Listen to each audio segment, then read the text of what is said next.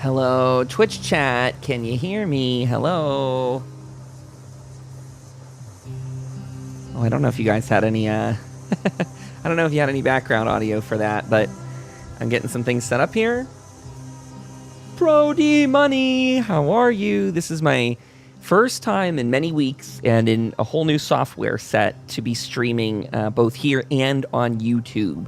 We used to do multi-streams, but I don't think we've done it for the past 3 or more episodes. I swapped streaming software, I swapped office spaces, so there was a lot of changes I tried to do incrementally. So if you're out there and things are sounding good, that's awesome. And if you're out there and things sound bad, well, you better report it.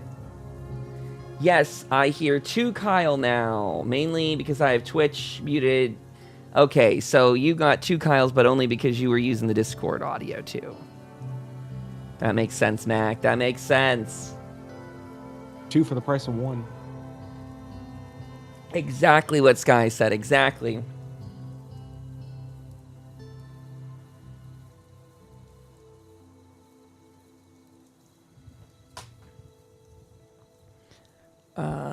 Okay, let's take us over here. How's this look? Hi, everybody. Hi. Welcome aboard. I am getting things set up.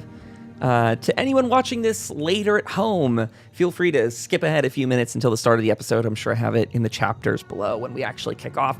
But we're going to get some tech stuff sorted just at the start here, make sure we're looking good. Like I said, we're today for the first time streaming on both Twitch and YouTube. It's been many weeks, maybe even closer to months, 2 months at this point since we've done both. But we always had good interaction on the YouTube lives, meaning people would leave really nice comments there. They were just really great to interact with. Have I mislabeled it though? This is not episode 19, this is episode 20. Uh-oh. Even closer to Hi, Kyle, how are you? Can I fix that here? I can do it in the end, but can I do it while it's live? Episode 20, there we go. And I can do that on Twitch too. Well, that looks groovy over on YouTube. I like it.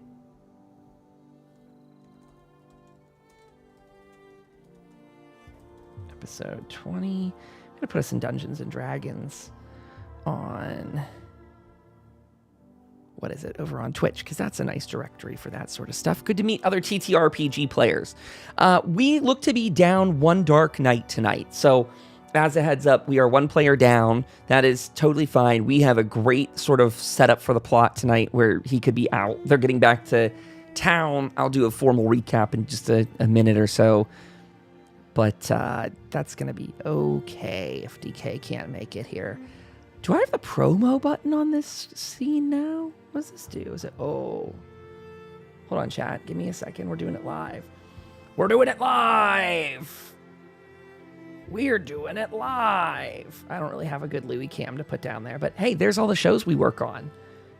Usually on Twitch stream, that's a little Louis cam below me. But hey, if you're out there watching on YouTube or Twitch, just a heads up, this is all the content we do. There is the Vault Broadcast podcast. It's I think going to go down to once a week for a while because there's a lot of other shows and things that are in the works and brewing with all kinds of other creators. So Vault Broadcast, probably once a week. It's a talk show, interview show where I have all kinds of content creators, whether they're prop makers, designers, otherwise, all these great podcasters come through. They talk to us about their Fallout projects.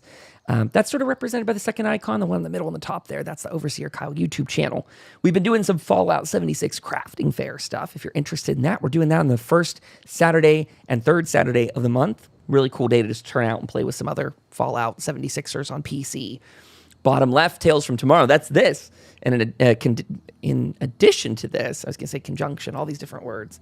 In conjunction edition, we got the Overseer's Log, which is my little DM diary where I talk about all the things that happen on this show, what's going on around the network. And finally, if you want some extra bonus goodies, you can check out the case review. That's the paid bonus content that comes out after we record this episode. That stuff's going to start going out on Mondays. That's partially the reason we're streaming here on YouTube now is... I thought a good content flow for the week might be that we leave the live episode up here for every one of the Tales from Tomorrow episode. They can then watch that all night. If they want to get the bonus content right away, Monday, they'll have it. And then this episode, again, re-syndicates on Wednesdays. Maybe. That eventually might even just go away if this streamlined approach works. So that's what's in the works for all the nerds out there that like production stuff. That's how we're running it. That's how we're doing it. I don't think I want to hold people up too much longer, though. I will say there's been a lot of switch up when it comes to the Bethesda discount codes that we've been sharing on stream. There is a code out there that I can recommend to people, though, in the time being. If you want to help out with anything I do, check out the code VAULT1. It's all changed up because Bethesda's, I guess, changing how the brand partner thing works, and it's a lot. We're going to talk about that in more detail in the future. But Vault1 is your code for this week. And if you want to get a copy of the Fallout TTRPG itself, that is over at the Modiphius site. And you can use the code BTALES. B is in Bethesda, Tales is in Tales from Tomorrow. And that will save you. I think that one's 10% off on the Modiphius shop.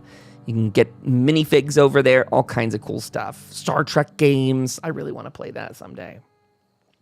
What else do I have to say about any of that? If you want to support us directly, you could check out that coffee link right down here, ko-fi.com/Overseer Kyle. That's where you get the case review. Also, if you're a subscribe member up on the Substack. The Overseer Kyle website's getting tidied up on the back end, hopefully going to do even more with that in the future. We've got our second campaign series coming along. That's going to maybe start up in September. It was going to be our summer campaign series, but we all had crazy summers, so it's our fall campaign series now. Max says, episode 20, we should sacrifice a town person to the Mothman in a holy number. It is written. Oh boy. Well, that's also something worth calling out for today, is that I have I'm hosting the map on my other computer here, the one I usually use for streaming. Two things. That one, it makes the alchemy runs like crap on my laptop and it gets hot because it's alchemy. But this gives me a little bit more flexibility, I think. Or a little more confusion. We're going to see what happens. We'll see what comes our way. With that being said, is our gang here about ready to kick off today's episode? Yes, indeed. Excellent. And we got a Mac Raven. No. See, this is why we ask chat. She's gone. We lost her. She's into the pit. Well, we had her for a $5. Me is lost. There we go. We got her back. Okay, Mac. In the void. You're good to go. Well, then we'll do our roundtable introductions here in just a moment. Since I got all the rest of that stuff out of the way, I will dive in with our soundtrack and welcome you all formally. Got all the show notes and all that stuff at the front. I'll just tease them one more time in here just so they know, but we're good to go. Can I go back to this screen? Hello, everybody. You are listening to Tales from Tomorrow, our Fallout TTRPG Let's Play, actual play series here on Twitch as I smack and punch the microphone. It's out of excitement. I see myself as Rip Daring flying through the sky, and I can't help but swing my hands rapidly and punch anything in sight. Our TTRPG is the thing we host here weekly on Sunday nights. It is usually my friend Sky, Dark Knight, and Mac Raven. Tonight we're down a Dark Knight, though, and that's okay because we're at a really good spot. A quick recap for everyone. Our players had begun their first trek into the formal Fallout 76 map that many of you have come to know and love and play yourself. They made it so far down as the Tyler County Fairgrounds, got to see the Darling Sisters Lab, the Aaron Holt Homestead, which sort of lost 2 houses to the fire, a barn and a house.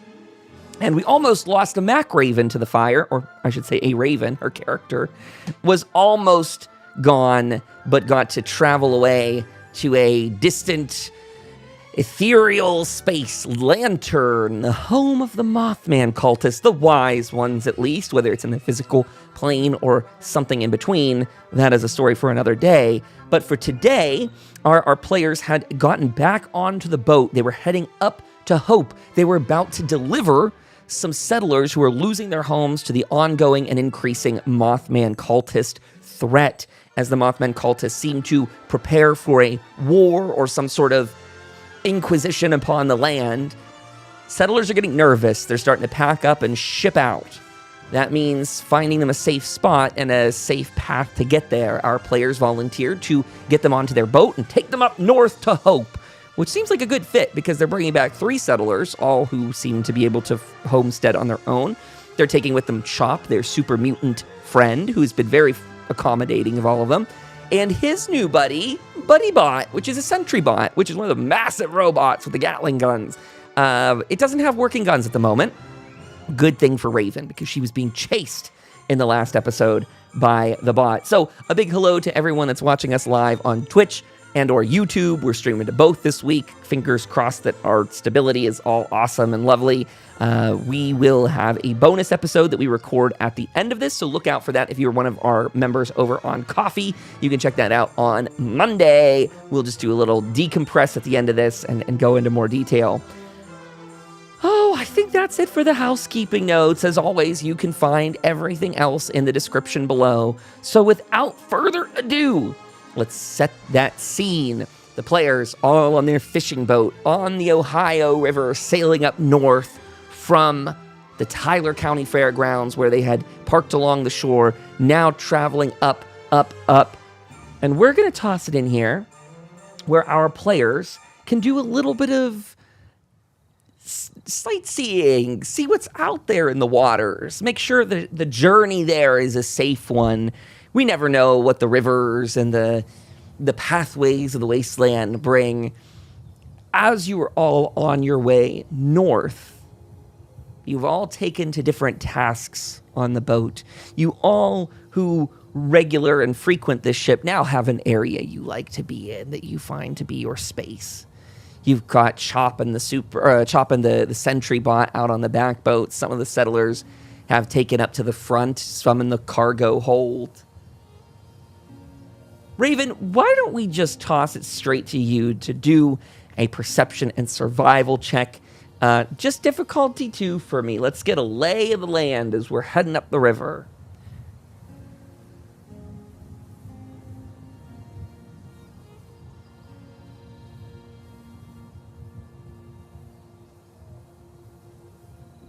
One success out of 2.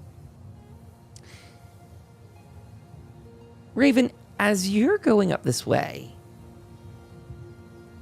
everything seems fairly calm. You detect the typical sights of some critters on the shorelines, but not too much more than that. All seems calm and steady. With that, I'll give you a moment to type here, Raven, since she uses that, but I want to welcome you on board for this week. See if you're excited to get back into this. And let me know what Raven is doing in the meantime. What's she doing on the boat? Is she scanning the horizon? Is she tucked in and doing something else? What's she at where she's falling a little bit below the perception line we might expect of her? And while she does that, I'll go over, zoom in on Sam. Sam, where do we find you this lovely evening? Sam, played by our friend Sky. Where's he at in mind and body? Well, I'm looking at the map, and I'm tracking how long it took us to get out here, and seeing if it lines up with the solstice, if we're going to be able to make it back out here in time. A tricky observation as we find Raven fishing for food for the town. She's casting her fishing line over the boat. Raven, why don't you go and roll 3 combat dice for me? And Sam, by the way, if there's anything you want to be doing in this quick moment too, other than just thinking, if you want to do any kind of rolls while you're on here, this can be a great time to generate some action points for people. I don't know what your poll's at right now, but I could sure look. Oh, a full pool, actually. You guys may need to spend some points.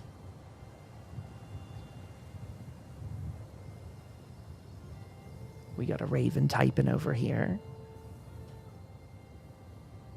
We got the settlers kind of moseying about. A lot of their supplies. Hope I catch a big one. Jim looks strave. Mac tosses the line in. I should say Raven tosses the line in.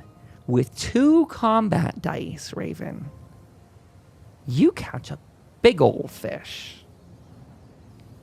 You fight that line. Pull.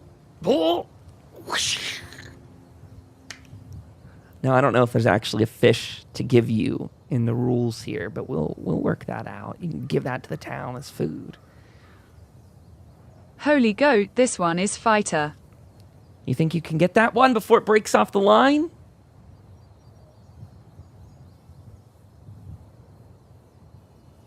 Raven's a skilled tracker and survivalist. If anyone can do it, it's gotta be Raven, right? You won't Cape me fishy. Why don't we have you do a check, Raven? Just a difficulty 1. What would you roll for this, huh? Oh, where am I looking? I want to check. It's probably going to be a strength and athletics type of thing, to be honest. Let's see what our options are. Survival would be a really good one, too. You may have rolled one off the side. Strength and athletics. She does it. 1 success. Oh. But also a complication in there. Actually, I might be even giving you a complication on the wrong level. Let me check these rolls. Sorry, that's not a complication for you. You got by the skin of your teeth on that one, Raven. Feel the fish pulling on the line. Whoosh! You got it in the boat. What are you doing with this massive fish that you have? Irradiated as heck.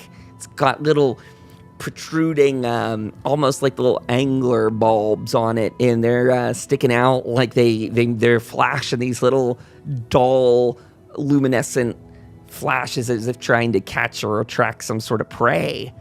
They even wiggle around a bit like they're, I don't know, prehensile is probably the wrong word for that, but...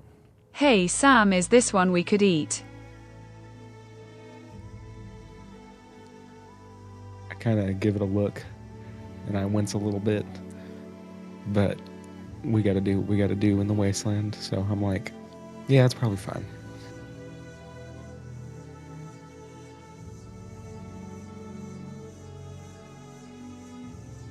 Jim can go first.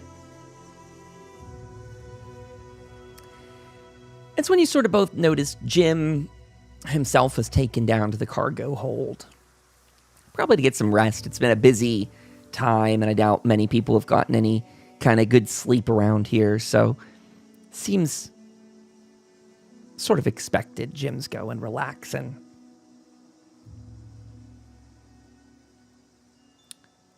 But We'll Raven, fry it up for him when he wakes up. as you're both heading up the river even further, Raven, as you continue to fish, as you continue to get closer to Hope, you do notice more mirelurk activity along the side of the shore. You see some mirelurk skittering. Looks like some protecting probably what you presume to be nests over there. We still got some of the sound? A little bit. It makes the other audio a little quiet when it plays it now. I don't know why it's ducking that. A little silly, but... You see... Sam, there are a lot lurks around here that seems to their nesting area. We better take it easy. Last time we came around here, there was a queen. And I don't think we're prepared at all to fight her.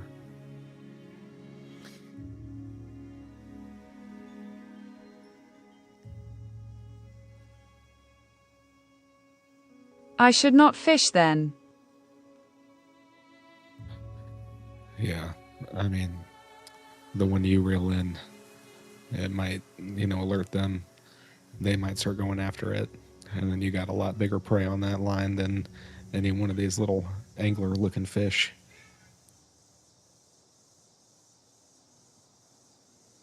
I don't think Al can swim.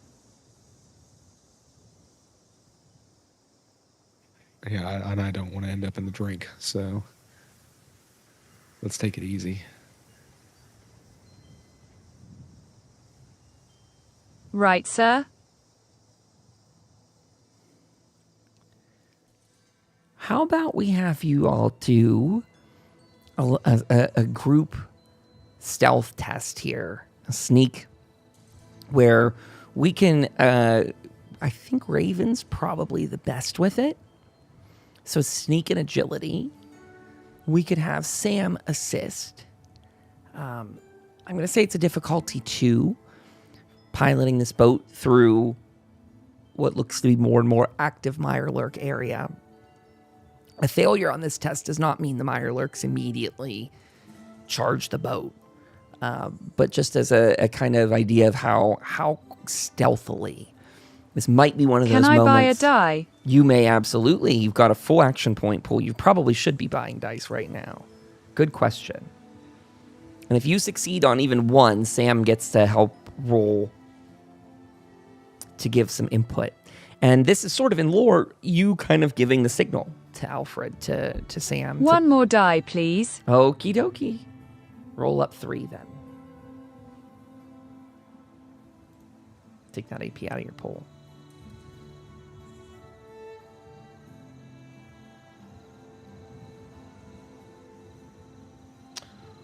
Oh,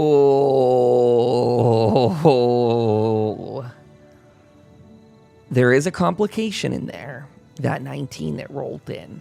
That is a complication this time. I'm sorry, I got too overexcited earlier. Now, Sam is able to roll and help on this one, since Mac has succeeded with at least 1. This guy's able to jump in. If you could roll a sneak plus agility, or if you can think of anything else that might be more appropriate. I'll try the sneak agility. Let's see.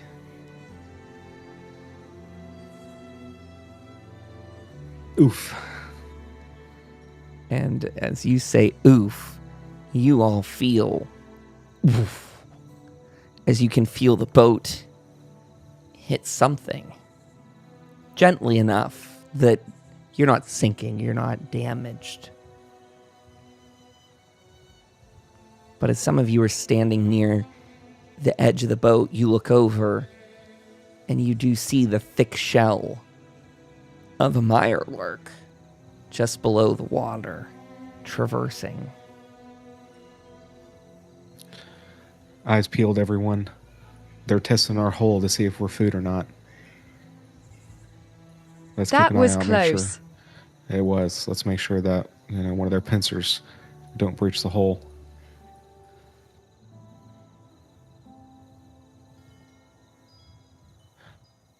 Some of the... Go ahead. I'll yell down the cargo hold to some of the people that are in there, and just basically say, like, "Watch out, gang! They're hitting up against the boat. Watch out for leaks." And I'll go and get ready up on top. You feel another shake across the boat. Not, again, bad enough that you don't think there's any kind of damage, but it certainly is unnerving. Something like a whale hitting a boat, but knowing that, I guess maybe not knowing, are these things being hit in the process? The river is notably busier. And as you're traversing through this area, slowing down to make a bit of a quieter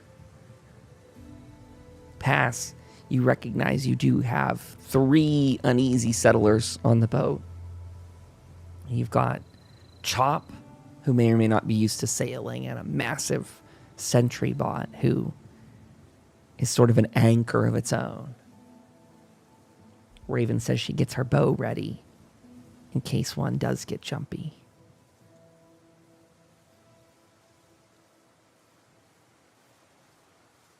I think what you all take into account going next is that you can see some are migrating up north under the current of the river, that there's some who are traveling the direction you're going. a tenseness sets in over the boat as you begin to more readily hit those boom, boom. It's as if you're traveling almost over top of a river of Mirelurk going under the current of the water. Every once in a while, when one's too high up, boom, up against the side of the boat.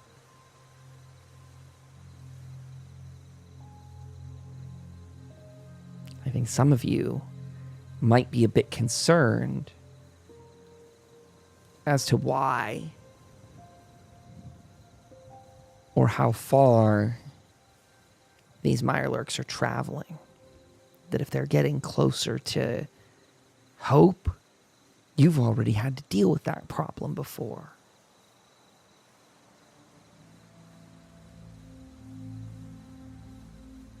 I wonder if this has to do with the Mothman meeting. You think that they're migrating due to the way that the moon and the sun are moving? Maybe.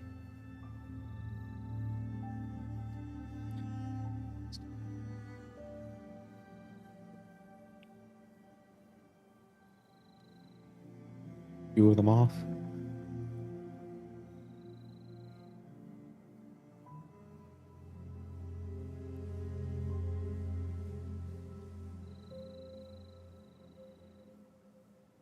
Some will go with the moon. Small. I say we just try to keep trudging along until we get attacked. If it happens, then we can defend ourselves, but I don't really want to get any alarm bells going with these.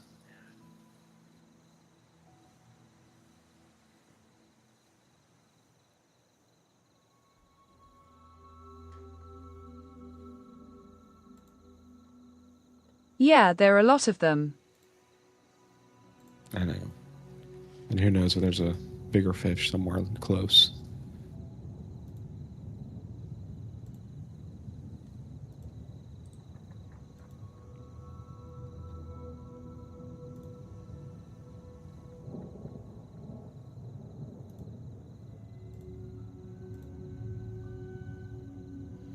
There was Queen last time. I wonder where she went.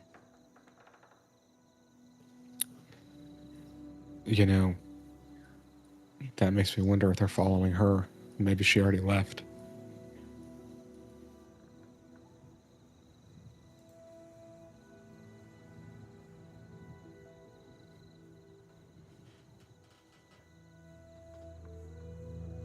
She is the queen. Yeah, and typically followers follow the queen. I just hope with the way that they're moving, they're not going towards Hope.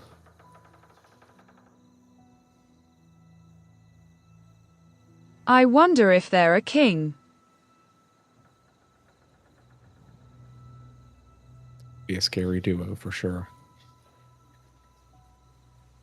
We should try to get back as quick as we can and tell the townspeople what's going on. And hopefully they didn't beat us there. With that said, Alfred, who's not positioned too far away from you all, says, Master Sam, I will do my very best to avoid hitting any clump of them that I can see, but if you can both do lookout and convey some of them at locations to me, it would be very helpful.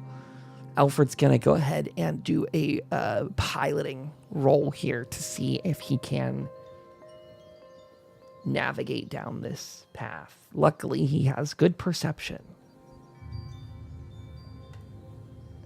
And with that, I was giving Alfred a test of 2, difficulty 2, and he comes back with a 2. Alfred is able to, with his advanced sight, with Raven's keen eye, with Sam's conveying of information, able to successfully navigate past this disturbingly large sort of swarm of mirelurks under the current of the water. Just below, you can see movement, you can see churning waters. But if you weren't on a boat over top of them, you might not know that they're there. Might not. As you are going up the river, I will give Raven one more a chance, given that conversation you all just had, kind of keeping your eye out for a Mirelurk Queen. If that's something you'd like to do, maybe we could have you roll a perception and survival. And again, that's something we can have Sam help out with if needed. Because you're looking for this queen and everything that's going on, still very calm day. It's not like this isn't some gusty, horrible, windy day. This is rather normal September, little muggy, but you're also by the water, kind of cooler vibe. Not too much noise is being had. Raven, difficulty 3 perception and survival, please, if you would be so kind. Ooh-hoo-hoo! Raven easily rolled a 3 on that. As you all traverse up the Ohio River, you notice a couple things. You do spot the queen at a distance. She is not on the main path of the river that you're on. She's gone off and is sort of between the mainland of the western side of the Ohio River. She's between that and one of those kind of island outcroppings, you know, where there's some trees growing and things like that. She's taken up inside. They've kind of got her a bit protected, if you will, near the water, sort of in the water still, but in a calmer channel of it. She's almost off to the side of this raging horde that's going north. Whether she's taking a break, whether this is the new area she's going to, those, I think, are some of the questions that Raven might be left with. And you get something else in addition to this, but I'll let you guys. Raven wants to type something out here, too. She is over there, Mr. Sam. I see. It looks like she moved her brood to a safe part. Not as raging waters there, but they're getting disturbingly close. I'm starting to get a little bit anxious about their travel patterns.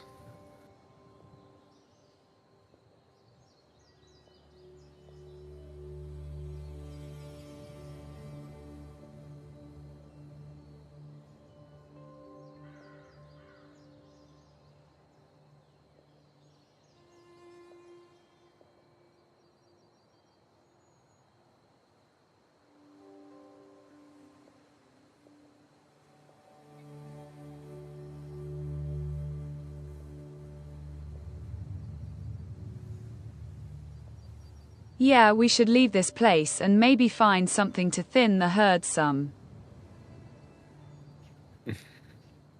We may end up having to get a group and, unfortunately, taking out this queen. After that happens, they'll probably scatter, looking for a new one.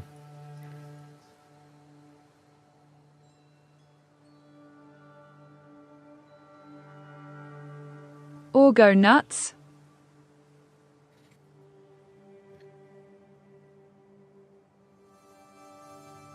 Discuss it with Tom when we get back.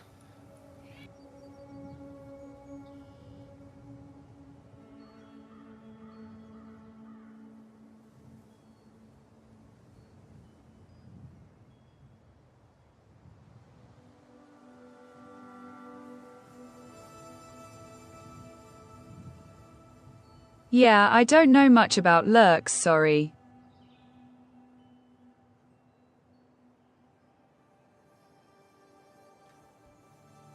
Raven, the other bit that you pick up on as you're getting further up the river,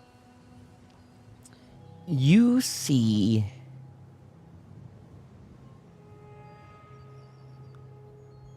a change in behavior a tensing up in Chop when you do pass by the West Virginia lumber mill. He doesn't do much in terms of active aggression, but you can see a tension in him as you pass. And I think that's just something Raven might kind of squirrel away as knowledge for later.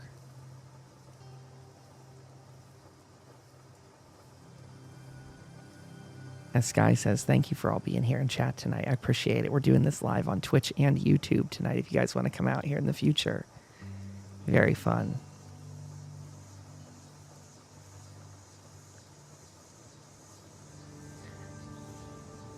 Now, Raven, the other thing you pick up on as you're traveling is that you see a potential to stop and loot. A rather grim and grisly sight. Even from the water itself, you can tell that at least you suspect strongly that what you're seeing is a partially consumed Brahmin and pieces of what look like what might have been a merchant or a traveling somebody. Could it have been the Meyerlurks?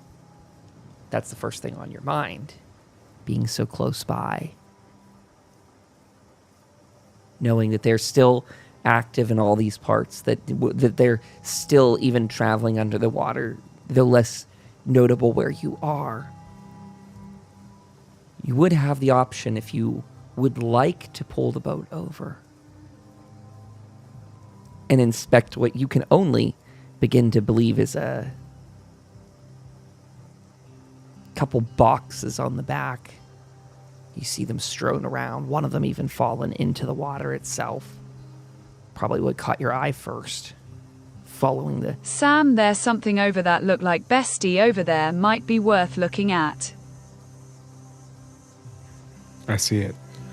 Alfred, pull the boat to the side real quick. We gotta go check this out. Aye, aye, Captain Sam, I will pull us ashore in just a moment. Prepare for landing. Hope it not rusty. Start praying to the Mothman. I got my fingers crossed. Mac, if you ever want to pray to the Mothman properly, you can ever just go ahead and roll a combat die and make sure I know. If an effect gets rolled, who knows what happens. Well, she's actually praying.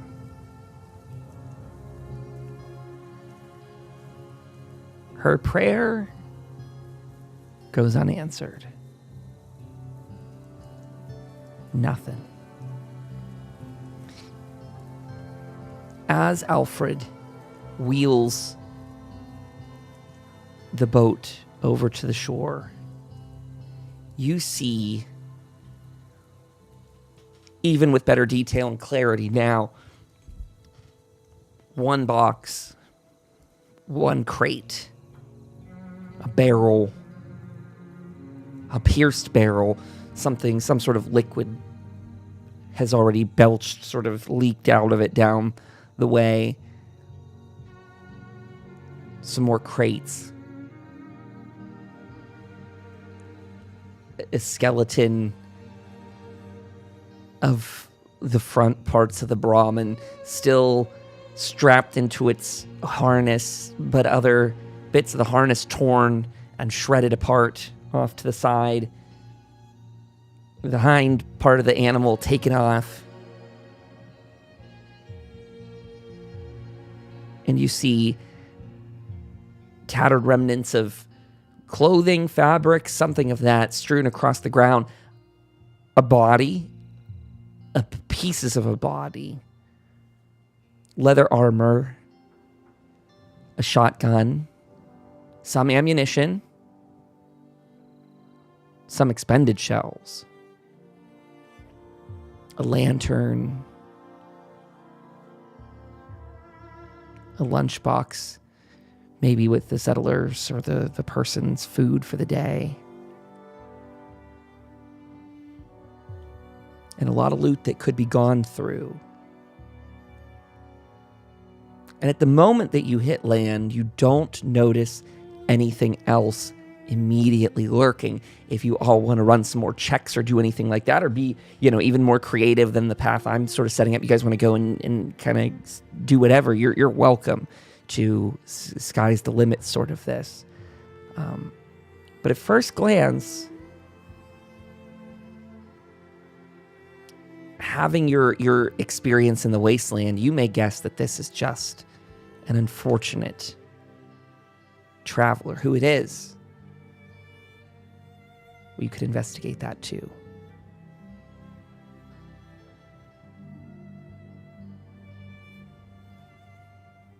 Wow, this lot of loot. I will watch for lurks in case they come near. Yeah, we'll keep an eye out. Is there any way you can you tell what happened here? Anything you can tell by the way that this animal was cut up about what could have done this? And also, are there any clues around here as to who this guy might be?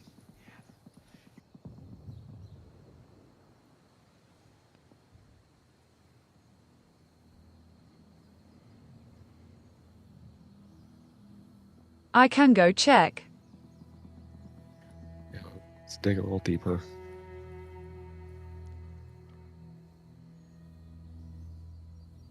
Wow. Oh, heck yeah. Wow. Raven rolled 4 successes on a perception and survival. With that amazing score, I think one of the first things you would clock in, Raven, is that you are not too terribly far from Rusty's farm. You are still south of it, though. In fact, you are probably, I don't know if this is all synced with all of you at the back there, but you are probably a little bit of an area you've not been to before, but you've been all around it. This is not terribly far south from where you actually had retrieved the boat. And it's not terribly far up the river from the West Virginia lumber mill. It is kind of over the hill from the lumber mill, out of sight. You may guess that this person could have been headed to Rusty's, maybe. You can immediately clock this is not Rusty, though. With what skin remains behind, you can tell this is not a ghoul. But documentation and papers are rarely carried in the Wasteland, or are they ever provided. So upon searching the body, and what's left of it, you don't see a name. Again, no ID card per se. It's someone who's dressed fairly average for a human in Appalachia at this time of year. They've got, kind of that Appalachian button-down sort of thing we see a lot of them wear. Some leathers. It looked like one of Rusty, maybe new hires, maybe, and the Moo don't have Ribbian, not Rusty.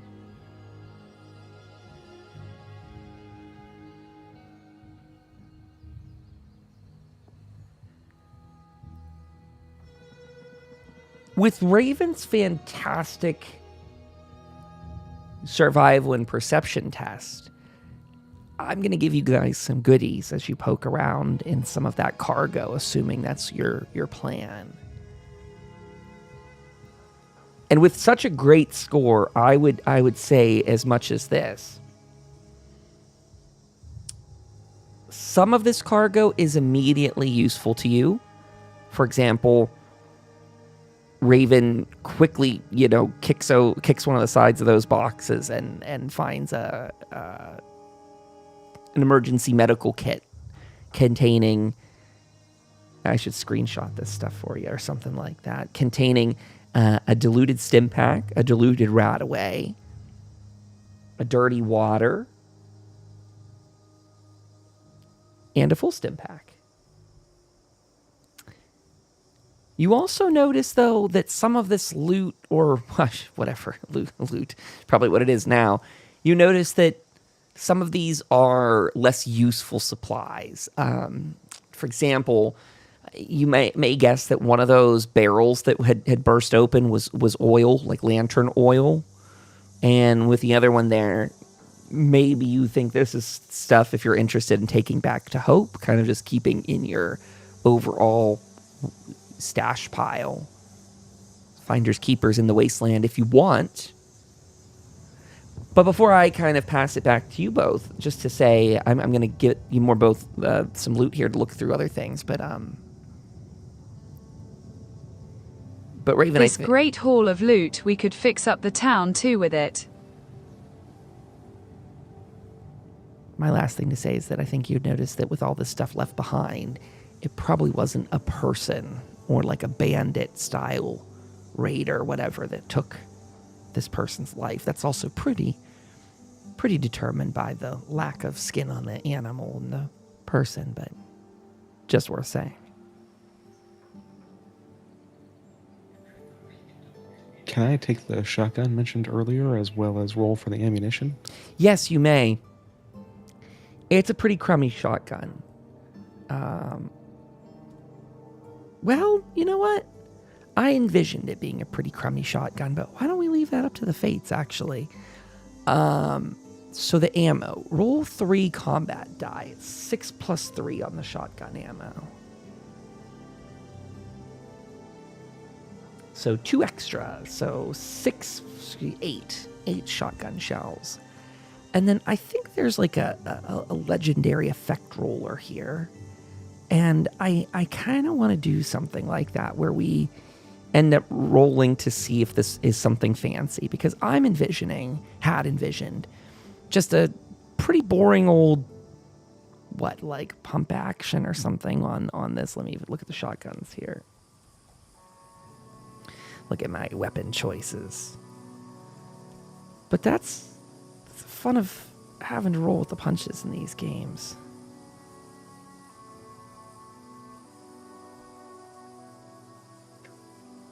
That's not the grid I want. Weapon grid. There we go. So for shotguns, there's a double barrel, there's a pump action, there's a combat, and there's a Gauss shotgun. And what are our rarities on these things? Out of curiosity, does it say this grid? Aha. So yes, I had envisioned a pump action shotgun, and I'm gonna take a roll here on some effects, and then maybe we could come to an agreement on what sort of thing we want to roll to see if this guy, like, it actually rolls this way.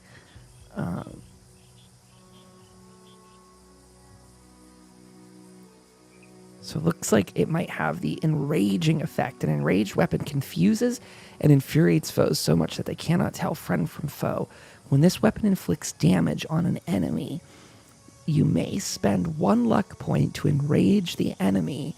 An enraged enemy must, for the rest of the scene, attack the nearest enemy they can see. Well, you guys have a lot of action points in your pool. I may suggest some sort of test to see if this is actually a legendary weapon. Almost like a stand-in for an identification spell or something of that sort.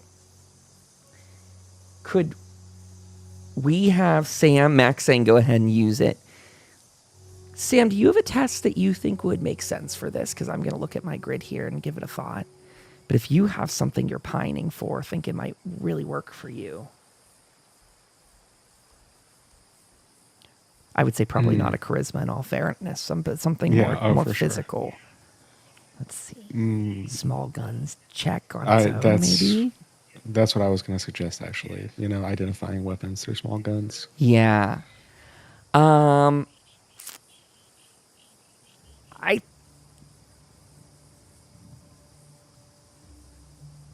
I think difficulty 3 on this one, if that's cool. We could do difficulty 3. You've got a lot of action points to spend.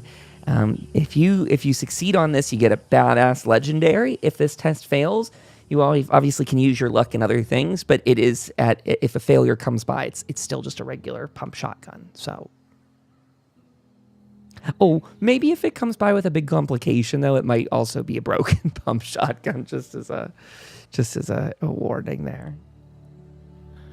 I will pay 3 because this could be very useful if we do end up fighting a swarm of Mirelurks. Nice. So that's 2, right? To buy 3 dice? Or is that what you're saying? Sorry. Yes, with 3, is that 2 dice? Yes, correct. With 3 AP. Okay. Yes. All right. Let me try it. Nice. Great work. Sam scored 4 successes, which means you get 1 of that AP back. So you just lost 2 AP, but you got yourself a pump action enraged legendary shotgun out of that. I will post that effect into the Discord chat here. May that shotgun serve you better than it did its owner. In fairness, though, maybe that was one of the wares they were trying to sell and, only got it out of its sort of, I want to say packaging, but get it out of its enclosure. However, they had it sort of strapped in there. Didn't get it out in time. He didn't have shotgun surgeon. And also, what do you have? Action Boy or something? What's the one that makes it so you can draw your weapon without minor action? You got that, right? Quick hands, I think. Quick or hands. Quick draw. Quick draw. Thanks. What do I need to do for this test? I don't even know what this test is that I've created. I just created it without paying attention. Fair enough. This is fine. I don't even know what I rolled. I don't know what table I rolled on, but I'm taking it because I like it. Raven, again, we're rolling with the fact that Raven, and I like giving out some good loot. You guys have been on a good adventure. A little bit more boring stuff, but necessary for travel. You can see this is probably the provisions the person had. You see some casual clothing there in a bag. You see some wrapped away squirrel bits, fresh at that, maybe leftovers from last night's fire. You see 2 cans of cram. And you even see a jug of Brahmin milk, maybe from this very same Brahmin. But some extra food you can pocket for the journey ahead. Now, I will ask, I think in the sort of the last bit of what you're looting from here, is there anything that you're particularly looking for? Because considering this is a Brahmin, a pack Brahmin's, cargo, there could be everything from the mundane, the cram and the milk and the such, up to fancy weapons, as you just saw, or technology, maybe something else that you're looking for in that way. If there's something you're looking for, feel free to write it out. We'll see if we can find that for you. Oh, I would actually say also, that's a great use of the luck mechanic in the game, too, that if there's something you guys are really looking for, might be able to use that to try and coax something out of the divine. I'd like to see maybe what type of armor is around. What kind of armor was he trying to hawk? Perhaps combat? Let's see.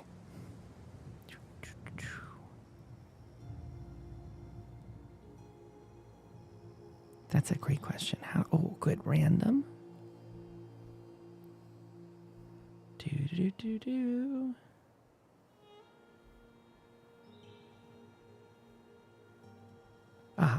Okay.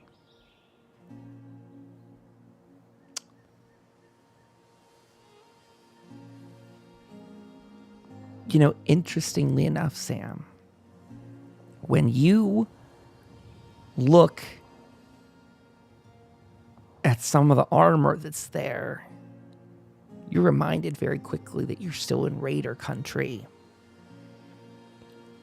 Whether he's trying to sell these goods, whether he found these goods, whether he himself was a raider in his current or past life, you see some sturdy raider armor for the right arm and torso. Well, actually, I'll be more specific. It's considered sturdy raider armor for the right arm, and then just raider armor for the torso. I'm putting that picture into chat.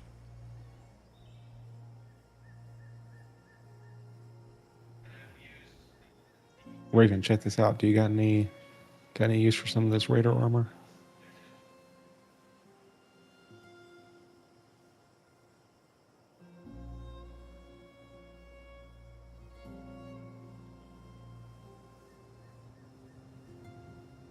Let me look, Sam.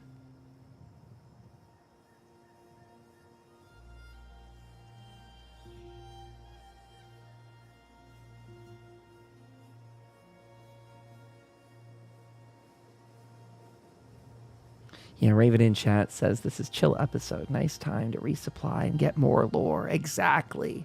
So I leave it all very open to you guys on that note of like trying to get lore. If there's more things you are looking for, this is a great episode to kind of do any kind of deviations you guys want.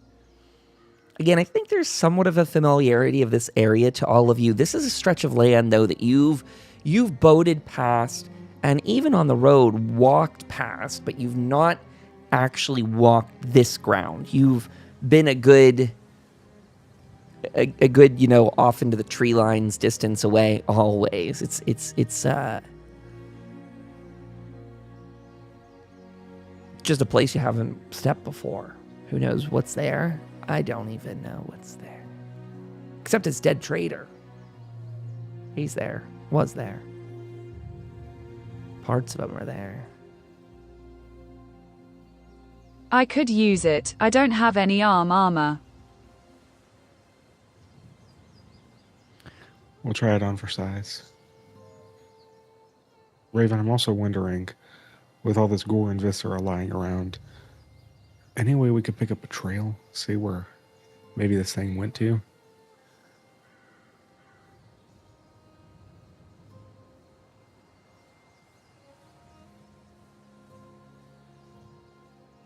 Sure, if you want to. Wouldn't mind doing a little bit of exploring. I can stretch my legs after being on the boat.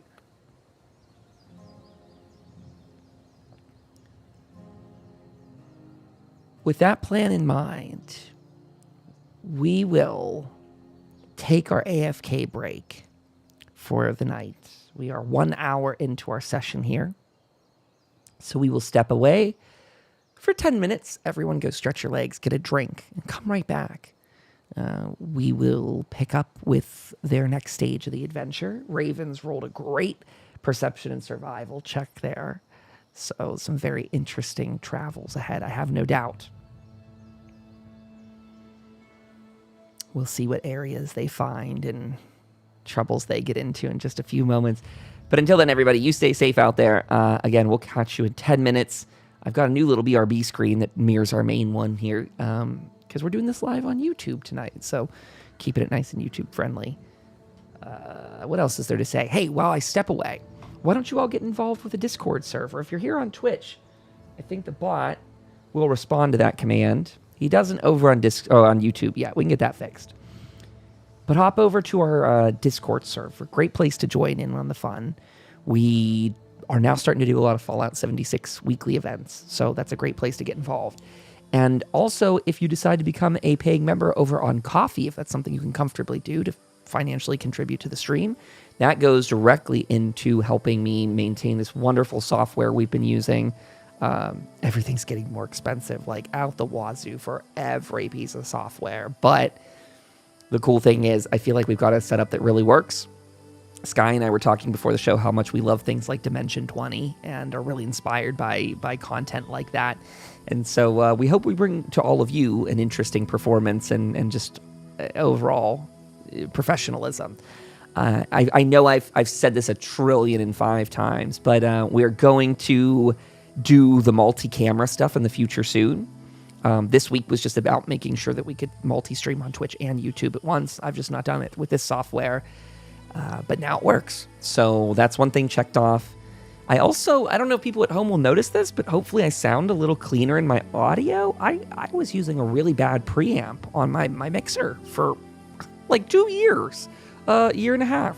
I bought myself a new mixer in the January of 2024, and I just thought to myself, wow, it must be such a sensitive preamp that's picking up all this like ambient noise in my room, and that sounds, like I've got a room problem. That's not talking about the echo in this exact office, but just in general for multiple spaces. And the other day it started to buzz on the line, and I swapped ports on there, and I went, holy crap, I've been using a crappy preamp for again almost 2 years. So little tech improvements, little tech setbacks, one step at a time. That's how it works when you're a sort of a single guy production, and three of my friends here hold it down in the RP sense. But with that said, sorry, I've talked a little too much. We'll go BRB. Take your 10-minute break, relax, and come on back.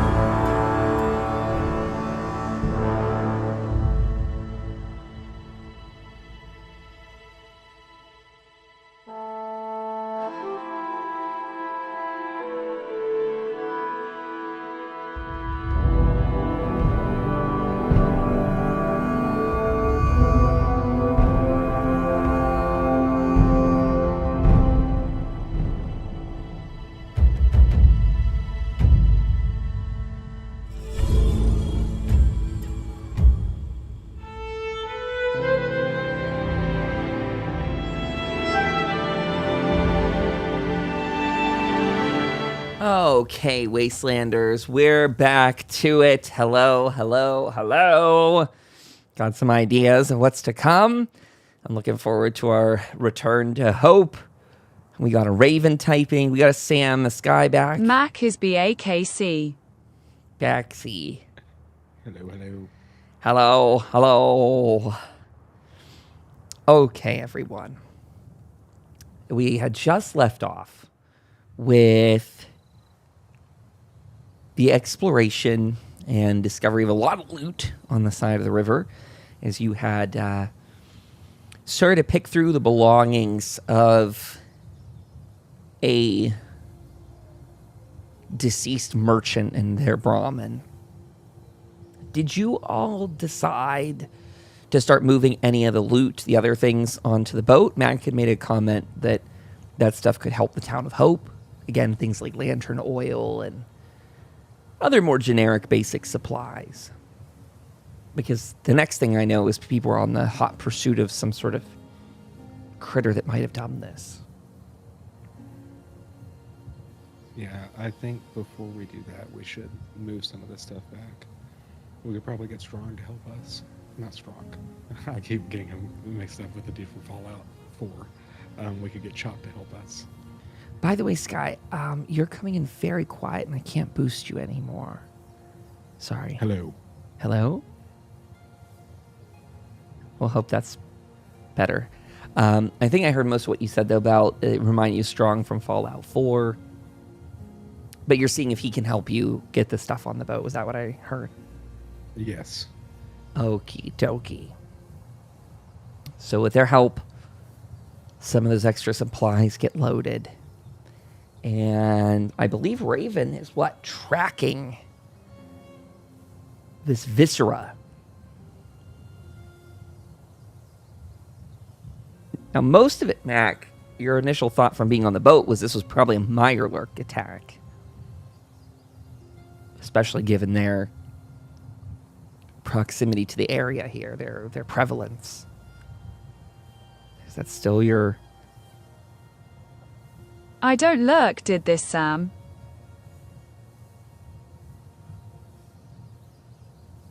That's worrying. I wonder what else it could be. What's Raven suspecting? Jim did it. I think Jim's asleep.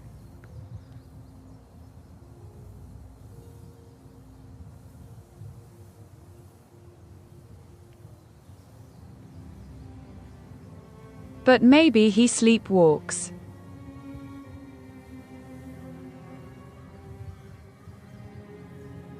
I don't know if Jim has the capacity to do something like this.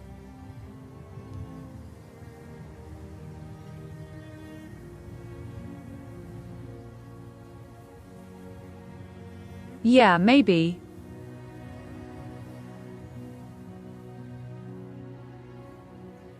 Is Raven's official assessment that Jim did it?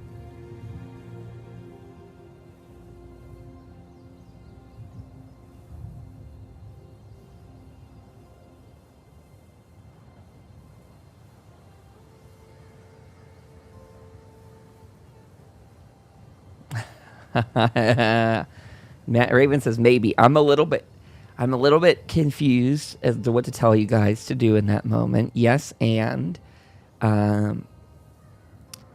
so if Raven thinks that Jim killed this person, then what would Raven do next? Is her plan to apprehend Jim, to execute him, to ignore it? I mean, if she's sitting there and seriously considering that Jim killed this man, that you guys have all been together for the last 48 hours south on the river, you would suspect then he maybe has some ability of teleportation, where when you're not seeing him, maybe he can travel further.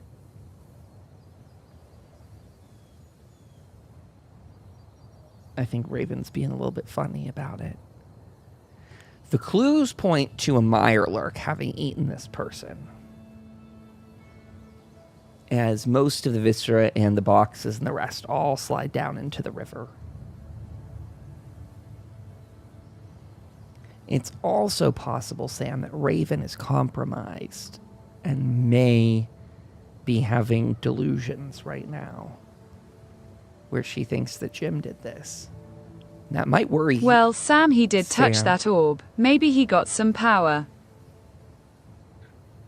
I think we can keep that on the back burner and maybe just keep investigating. Sure, it could. Anything's possible, but I don't think we should lead with that as our primary case.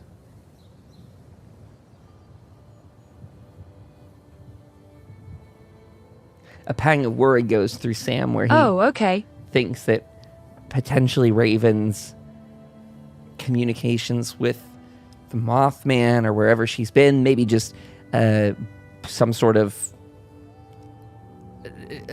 cognitive impairment due to being asphyxiated in a refrigerator during a fire, all comes to mind. It's odd to see Raven so obviously,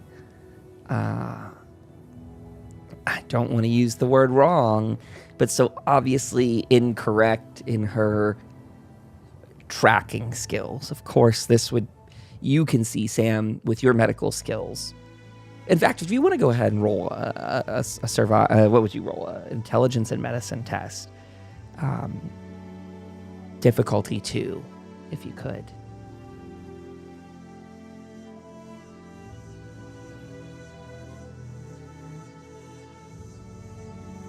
Three successes, great. One back to the point pool. Sam, it doesn't take too much looking to see that this man was torn apart by probably something with large pincers, and that it has a craving for any sort of flesh it can get a hold of here.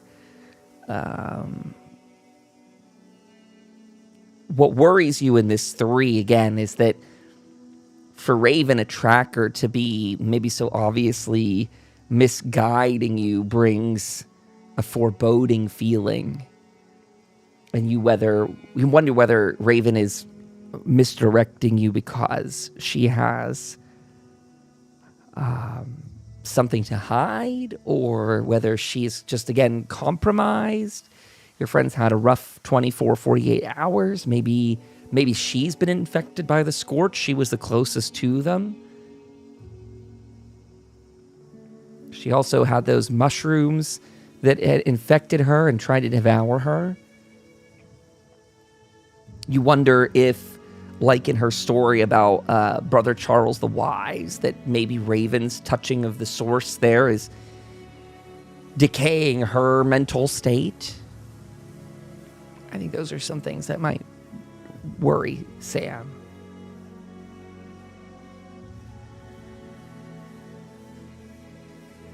I hope that was a bad attempt at a joke. And proceed with caution as we move on. I tell Raven that it obviously was a Mirelurk that took him out, and there's no way that Jim was capable of something like this, even with a machete or something along those lines. These were ripped apart by claws.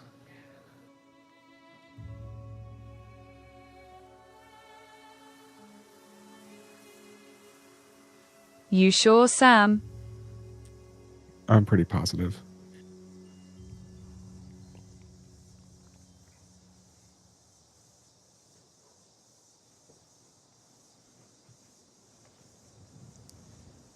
And Sam is trying to have Well, you're the doctor.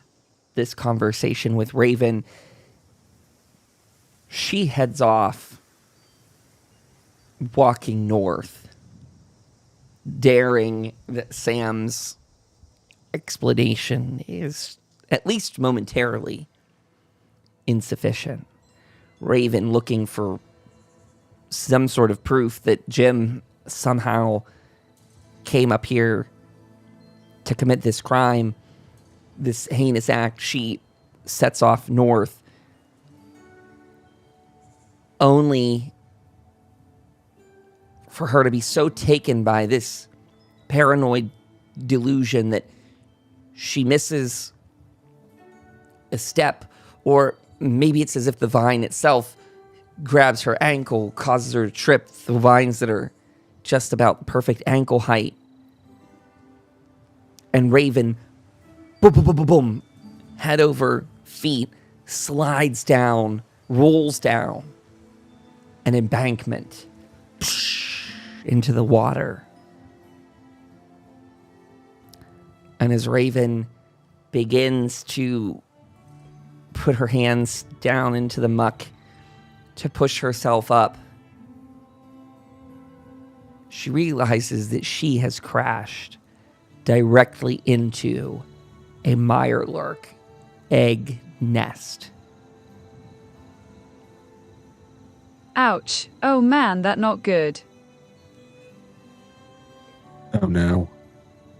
Sam, I you're hope far that enough. isn't a trick. Pardon me. Go ahead. I was saying you're far enough behind that you are not in that with her. At least I'm presuming, unless you want to have chased her and rolled down there with her. That's completely your choice. But presuming that she goes in first, you are probably a little out of earshot to her. You're kind of up this embankment, a good, probably like sort of, knowing this river, a good 5 to 10 foot tall thing she slid down. Sorry to cut you off there.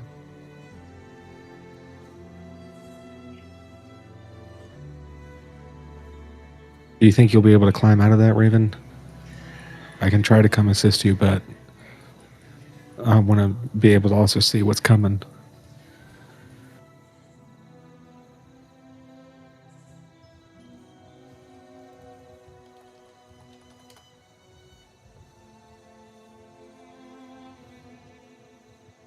I can try their eggs down here.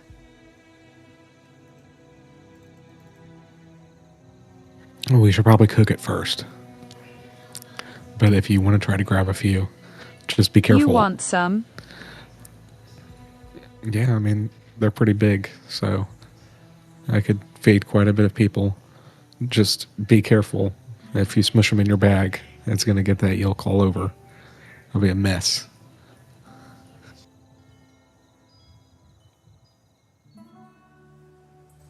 Omelets tonight. Omelets tonight. So as you go to kind of recover this situation, Raven, we're going to have you roll a difficulty 4 sneak test, and you are going to have a very, very high difficulty rating on this test. Let me see here. You're in about a precarious situation, as I've ever heard. I mean, not treacherous, maybe, but precarious. A 17 to a 20 would be considered a failure or a complication. I will buy a die. Sure thing. So again, high difficulty. It's difficulty 4 test here.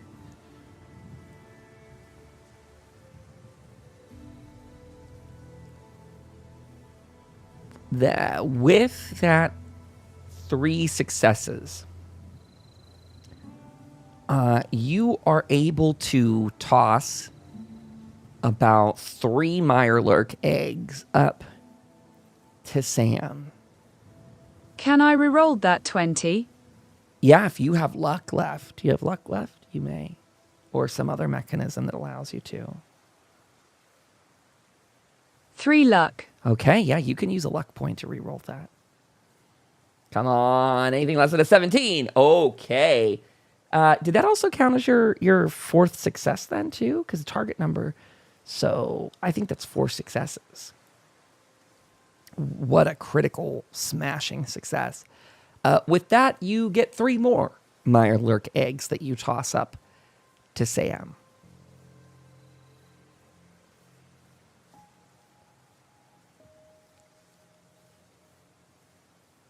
Fresh eggies.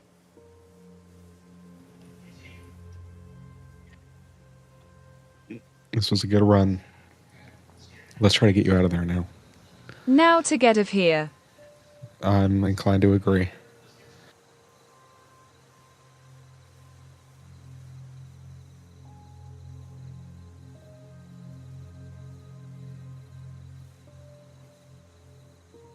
Talk about the fun of yes ending, folks.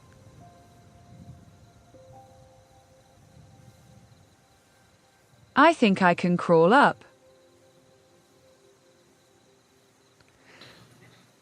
Just let me know if you need any assistance. You want to roll a test for that, Mag? Actually, I would say this is one of those ones where it, again, is probably a difficulty 0 test because you could probably get up there very easily. I'm going to make it a difficulty 1, but again, you're going to have really high difficulty on this. So 16 to a 20. Okay. I don't presume you want to use your last 2 luck points to reroll both of those dice. Oh, goats.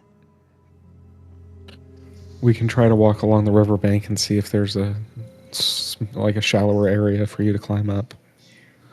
One that's not as steep.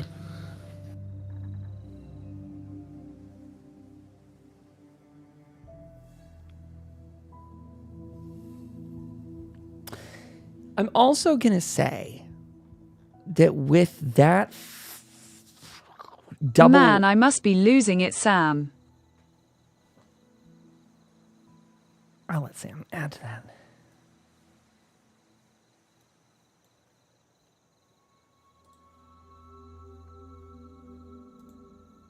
Or not.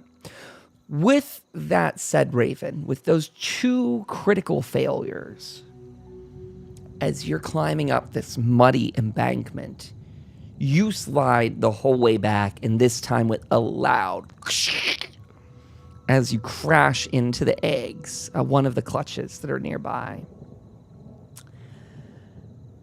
And you feel behind you as you lay on your back with the shards of egg around, you feel movement from both where you landed and now movement around you to your sides as you hear more of these eggs crack open as you see Mirelurk hatchlings begin to emerge from their shells. Sam, they're a hatching. Oh, no. Get We ready. should run. We can try. I don't know where you're going to be able to run to.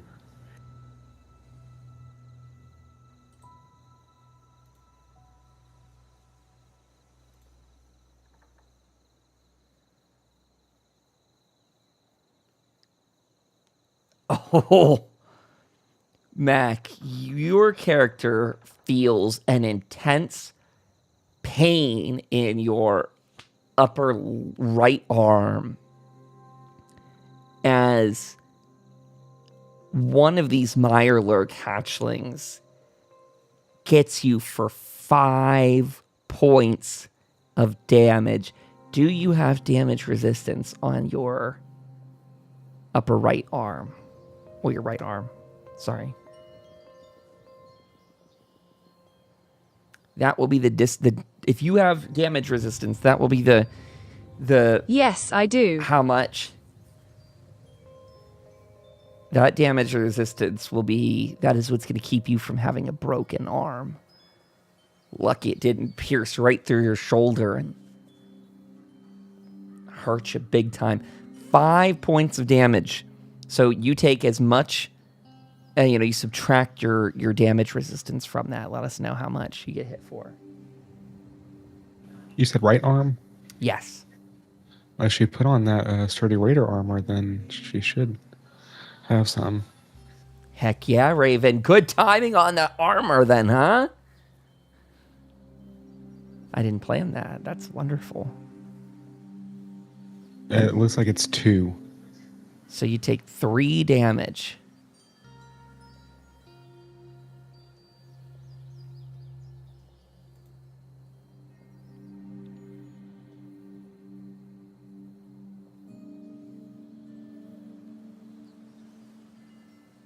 The second hatchling to your chest, 3 points of damage.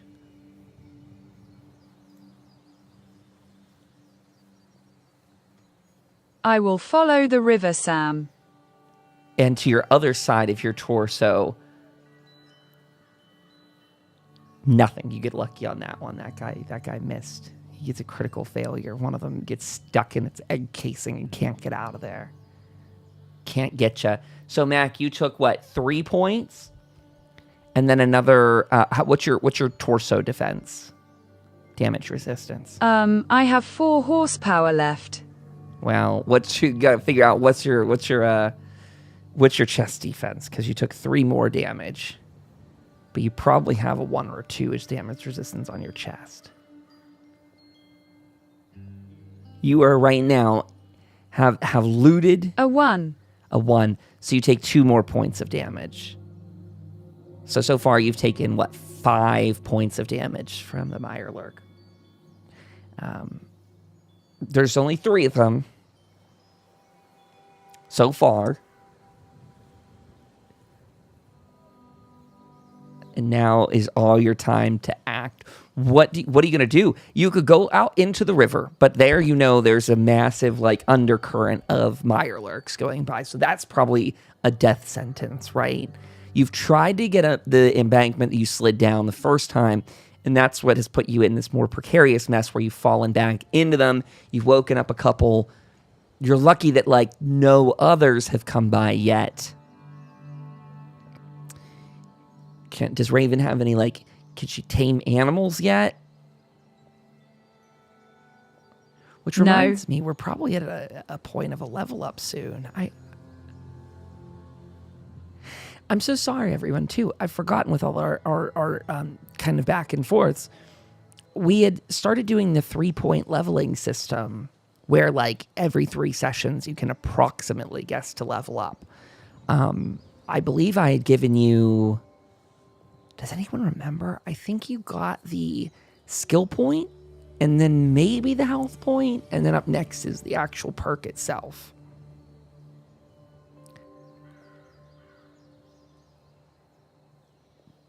By the end of this episode or next, you guys might be at a level up stage. I'm so sorry that I haven't kept a better tab on that. Hi, Leo. Okay, Raven, what are you going to do now? You got 3 of these Mirelurks on you. Are you going to try and run out of here a different way?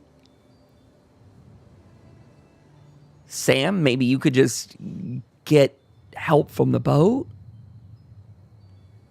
Raven's rolls are keeping her in the pit, it looks like. Do you have a stim pack, Raven, to heal yourself? I do. Okay, you should probably do that before you die. I'll go see if I can get some help.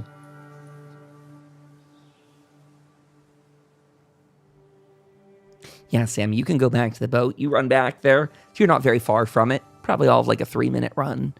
I maybe will not even heal that with far. HSTIM pack. Sure.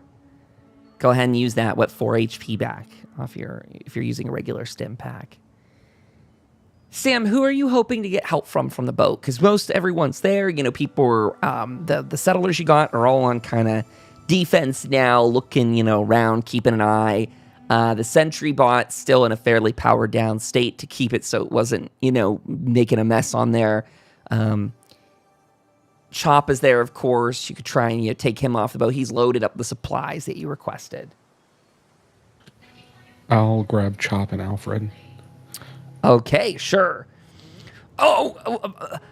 Master Raven has fallen, not ill, but down an embankment. Oh, Master Sam, we've got to save her. We can't let her become lunch for a bunch of baby Mirelurks. Chop goes, I will help puny Raven get out of the ditch. She should be more careful. I thought she was seeing future. Not very well, huh? She didn't predict this. I appreciate the help, gang. Let's get to work. She's getting eaten up out there.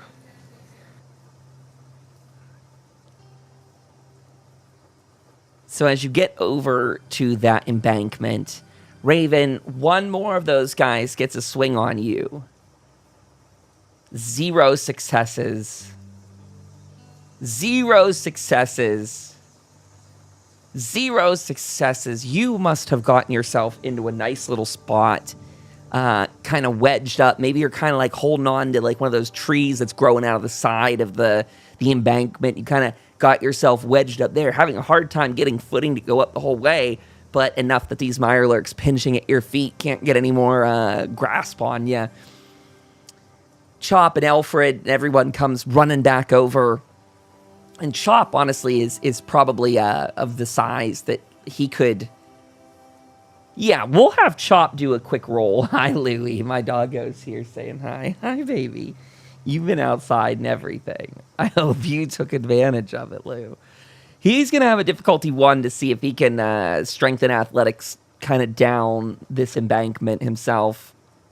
Easy clap. He gets a 1. Chop launches off the side. When he lands, he smashes 2 of those 3 mirelurk hatchlings that are at your feet, Mac. And he's going to do another strength and athletics here. His first instinct is to kind of grab at you and like, he wants to kind of throw you up there. But even Chop with that kind of footing where he's at trying to grab you, he is unable in this first test to do so, Raven. Maybe you could use a helping action from him, a strength and athletics of your own, or athletics and agility, and see if you can kind of pole vault off of him. That's the wrong word for it. Maybe you could jump Thanks, off of him. Chop. I jumped to you. Go ahead and roll that thing, Mac. Difficulty 1 here, now that you got a help in hand. Well, difficulty 2, and he'll give you a 1 if you... There you go. Easy. With that, you jump towards him, and he sort of pushes off of you, off of your feet as you jump over, and you are able to like use that reverse momentum, go up the embankment, and you're helped by Sam and Alfred, who grab at you and pull you up the rest of the way. Chop himself, being a lot bigger, he can do one more test as long as he gets a 1. Come on, there we go. With that, Chop, he's able to grab that kind of branch, kick his foot into the embankment, kick another foot in. He's sort of just going up that way. He's brute forcing it, and he climbs up to the very top and gets out of the mirelurk den with very minor, well, maybe not minor damages to Raven, huh? Taking 5 points of damage from mirelurk hatchlings is probably not a good start to the day. But again, you didn't die, and the mirelurk queen didn't eat you. But maybe there's a question, too, you know, where is the queen to all these mirelurk hatchlings? Is it the same one that's down the river? If there are more than one? What's the scope of this sort of infestation that's taking over the Ohio River?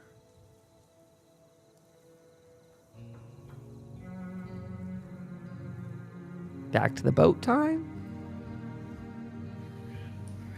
I do think... Maybe I was wrong about Jim, mutter to myself. Yeah. I think we should head back. It seems a bit dangerous out here.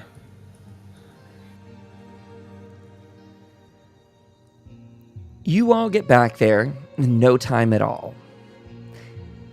Load up aboard the boat. Chop gets on, Raven gets on. The supplies are nicely loaded, and you're rather quickly overflowing a fishing boat. You got some barrels, probably of, like I said, oil and other supplies. You've got some, what looks probably like some building materials in there as well. Some more valuable junk, maybe even. And Alfred pretty expertly steers the boat out of that location. And you begin the last leg of your trip. As this day, this adventure has quickly grown in scope and scale, you are making your way up the river. You see the Ohio Bridge as you scoot past it. And as you see the last sort of outcropping of embankment and such that obscures hope, right before you get to see the town, you hear the radio crackle to life.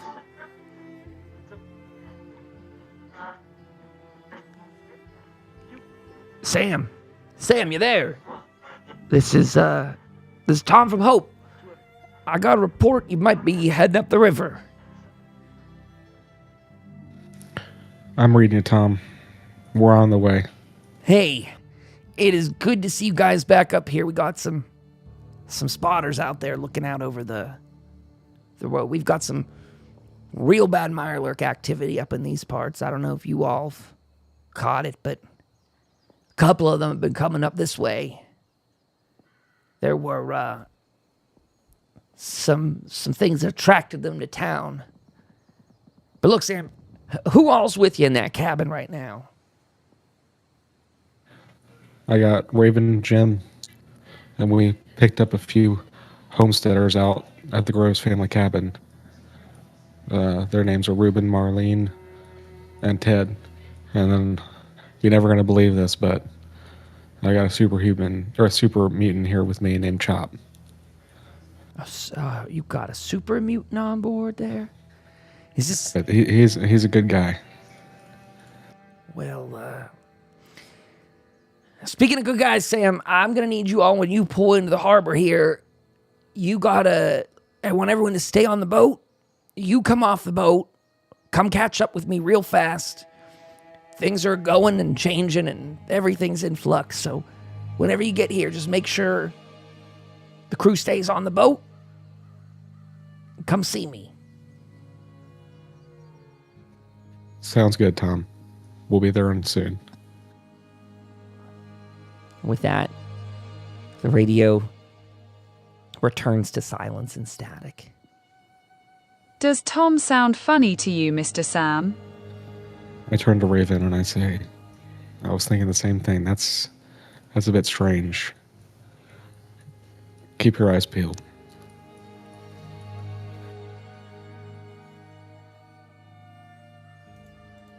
I'll return our folks at home to the beautiful town of Hope. As your boat now sails into eyesight of the town, things look normal. You see a little hustle and bustle out there. You see, notably, some dead mirelurks on the embankment where you're used to already having fought them and seen them. This looks troubling given everything you just went through, but it doesn't look out of the ordinary for the town. And in fact, the idea that they're dead on the embankment itself is a good sign. There's not any obvious sign of damage. You see guards manning the posts up there. One of them kind of waves you into the dock. And that's where I'll flip us to our little bit of a tactical map. Oh my goodness. What is this alchemy? What is this map? Alchemy is for some reason, I don't know what's going on. You guys know this whole map, right? I don't have to be sneaky. Alchemy is for some reason decided to remove a lot of fog of war. Reveal all. There we go. Did the 76 bug come here too? Probably. So you all pull up to the harbor. Everyone at home can kind of see this. Trying to get it so I can put like Chop and stuff down here too. View? No. I gotta get a custom marker for Chop. Because we're in turn order. Oh boy. Oh, I got a lot of NPCs loaded in here. Oh my goodness, this town's big. There's a lot of people. Well, I'll fix Chop a little bit later. But you all pull in to the harbor. Sam, are you going ahead and following that order? Are you guys doing anything extra? What's your plan after that little dialogue with Raven?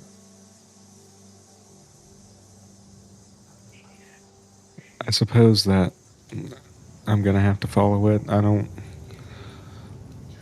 foresee. I mean, Raven might be able to sneak around town, but I mean, if they got watchers that were seeing us come up on the river, then there's probably people watching everywhere. So I might just go ahead and see what Tom's is up to. Very good. As you walk off of the boat, you see people who are just milling about like they usually would. There are some guards there by the water that they're, have come to be recently. And Sam makes his way. He said that he's over, kind of conveyed it to you that he's in his office where the radio systems are. So Sam, you go in, and I guess this is the first time I get to show off Tom's little scene on the screen. Tom Clifton's Hope's leader, roboticist, tinkerer, and radio comms operator. Sam, you like to give that little knock knock on the door. Does he do that this time like always, or is this a little bit more of a tentative approach? I'll do it for old time's sake, but still, walk in carefully. You knock on the door, and Tom's eyes scoot up from the computer screen to greet you. He says, "Sam, good to see you. Glad you're back. What the hell mess did you all leave us with before you took off down on your little adventure? Is Jim on that boat?" Yeah, but he's been indisposed for a little while now. Well, he's about to be indisposed for a long time. I have reports here that whenever you all left, he killed a person in this city. Is that true? I'm afraid it is. It was one of the Eightfold Path followers. I won't lie to you, Tom. It's obvious that your intel speaks louder. Well, that is a goddamn shame. Sam, look, we brought you into the city here. Thought you're doing good stuff, helping out the town, but your buddies can't be going around killing folk. Not under our protection and our watch. I don't know a lot of the motivation behind it, but it's not even me who's trying to line up a firing squad. It's old Mayor Smiles there. He's got a protocol. When one townsfolk kills another, well, he thinks there should be a good old-fashioned hanging in the town. And I can't say he's wrong in the sense that we got to keep some kind of order. And if you all bringing people back here to kill him, what makes him any different than a raider? Tell me that, Sam. How's Jim different than a raider if he's going to act like one? Well, Raven and I weren't there, but from what I know, I think it was self-defense. I think that those cultists, they were coming after him for touching their orb. Well, when you say it like that, it sounds like they acted in self-defense against a theft. And then your friend killed them, making it, an armed robbery with manslaughter or murder. I'm not a lawyer. Never was. I mean, it was as simple as a transgression as me picking up this wrench here. I think he just picked it up to look at it. I don't think he was intending on pilfering it. But regardless, I thought that this town was a little bit more civilized than just hanging folks on the street without some sort of a trial.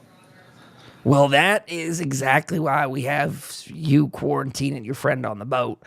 The mayor wants a trial, and I think your friend has got a whole batch of people who are willing to stand against him. He's got about seven people who are vouching that he murdered one of their friends, their family members, in cold blood. And I gotta say, Sam, look, it's not an easy subject. They honestly seem quite nice. They're a likable folk. They've been hospitable to us and vice versa. Jim's a little standoffish. Don't really know the guy. He's now making some heinous acts here. What are we doing? I don't think Mayor Smiles going for blood's certainly the right answer, but it's the Vault-Tec answer, it would seem. I mean, Tom, you've been around. You've seen Vault-Tec's answers to a lot of things, and most of the time, those answers aren't good. But, how long do they have to come up with whatever story that they told? And they're going to follow with whatever the Eightfold Speaker says. So, their testimony is only as good as their speaker. Well, right now it's 7 versus 1, effectively. You just said you weren't there, and that's fair. You're not on trial here, but I'm just telling you the lowdown that the mayor's working with. That your friend killed one of theirs in their house that you guys put them up in. I mean, it just doesn't look good no matter how you shake a stick at it. What you said, picking up this wrench. What's the difference of him coming in here shooting me if he wants that wrench? If I try and stop him,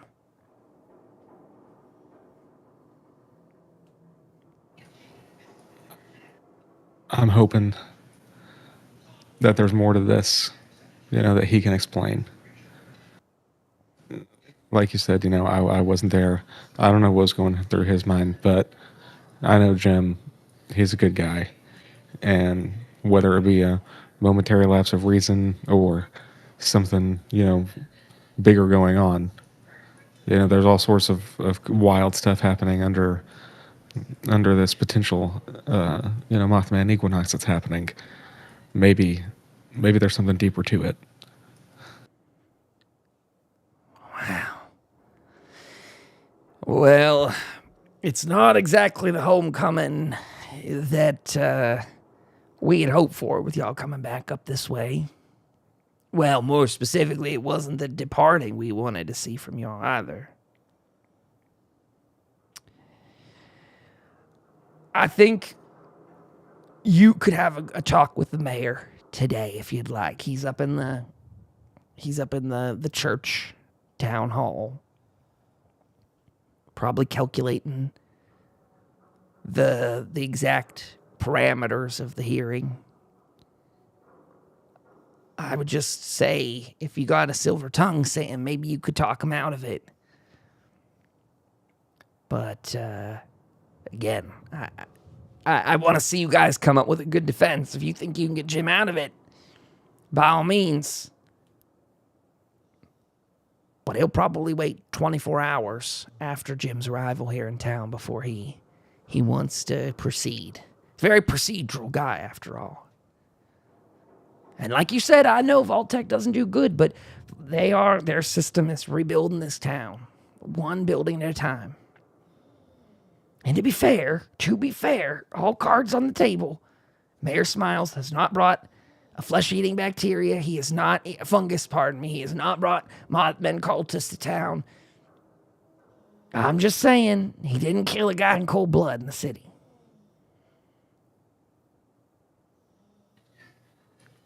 I will get with Mayor Smiles, and I'll talk to Jim when I can. In the meantime, are the rest of my friends allowed off the boat? We got a group of hungry and tired people. Yes, if you can go break the news to Jim and the people on your boat. Let them know. We'll have Jim stay on there. He can have some rations taken to him. Unless he'd rather, I said unless he wants to spend his time in the jail, but the jail's not in any kind of shape for that. I'd say keep him on the boat tonight. You can post guards on the dock to make sure he doesn't escape if that make you feel more comfortable. Well, we'll see what the mayor ultimately wants to do there. I'll leave that to his discretion. Good luck, Sam. I hope...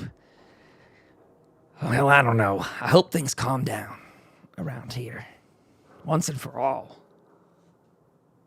Me too. We got supplies to unload, though. Found a merchant out in the wastes. He had been killed by some mirelurks. Seems like he won't be needing it anymore, so we got a couple barrels of, looks like fuel and a couple other things. Well, now that's very welcome. The mirelurks have been hitting the embankment pretty hard recently. They've been testing, feels like they're testing our defenses. I don't know if they actually think that complex, but we've been killing more than our fair share the last couple days. I don't know if it's breeding patterns or what. We're trying to get some tech that might help repel them.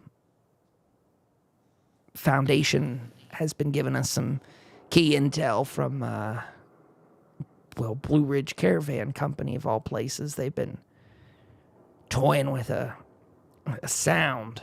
You probably heard me mention this before. Sorry to say it on repeat to you, Sam, but they've been working on some sort of audio frequency that'll keep them away. Not sure that the results from the other tests have been swimmingly going. I don't know. They've told us some horror stories, to be honest, about more creatures sometimes being attracted to it. That the setup phase is quite a doozy.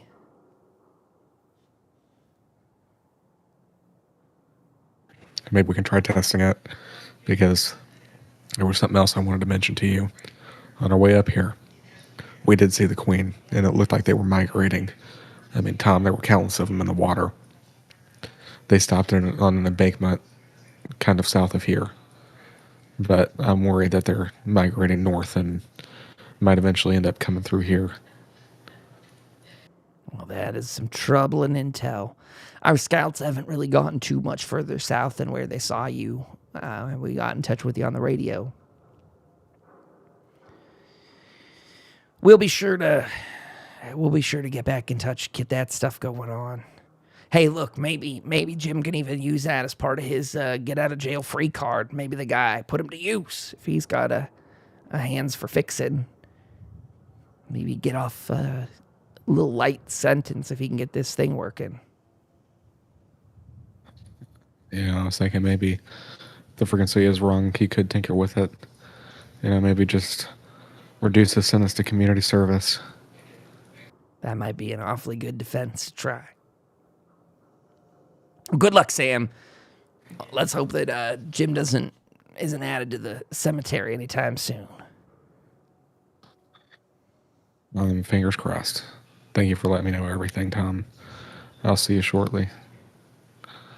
And I will head back to the boat to deliver the news to the gang. Sure. Yeah.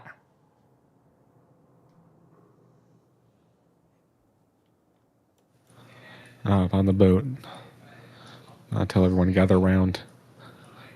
We got some bad news. They're not happy about what Jim did to one of the orb cultists. And they're wanting some old-timely Western justice done to him. We're going to have to think of something to get him out of it. But whenever he gets awake, he's going to be pretty surprised. I mean, maybe not too surprised. There's, of course, going to be consequences to this. But we just got to see what those consequences will be. In the meantime, they've allowed us passage into the town, so Rube and Marlene and Ted, if you want to start unloading your stuff, you're free to. Marlene asked, are we under suspicion of being some sort of criminals here? Is that what's happening? We're suspected your friend, both of us, all of us, suspected of killing a man? Right now, they only got eyes for Jim. There was something went down, a little bit before we left on the boat. And he got himself into a pickle. But they only want him to stay. Everyone else, they're free to roam. They've got nothing against you. Wow. Well, Ted, let's get the hell out of here. It was thanks for the ride.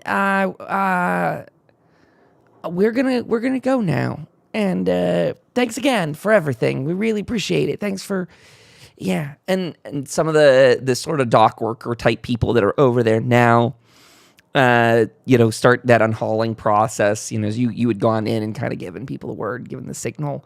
Some of the guys over there, guards and stuff, begin helping haul stuff off of the boat.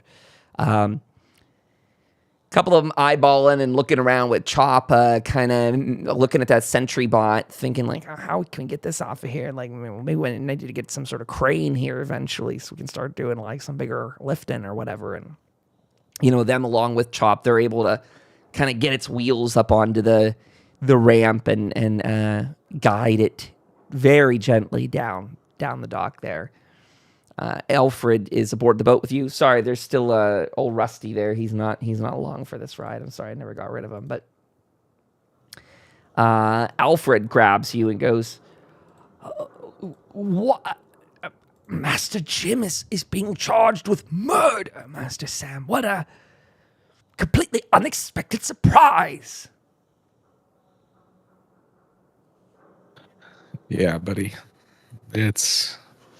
It's looking grim, but hopefully we can weasel our way out of it. He's a valued asset to this town, and I don't know how many people around here are as handy as him, so we're going to see what we can do to make sure that he stays safe.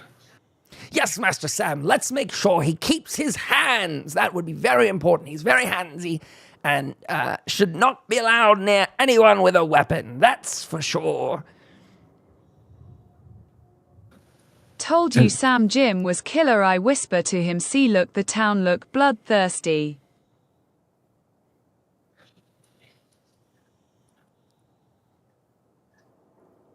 Well, Raven, we knew this happened, and, there wasn't a time too long before this that they were bloodthirsty against you, so we got to do what we can to help our friend. He would do it for us. That is true.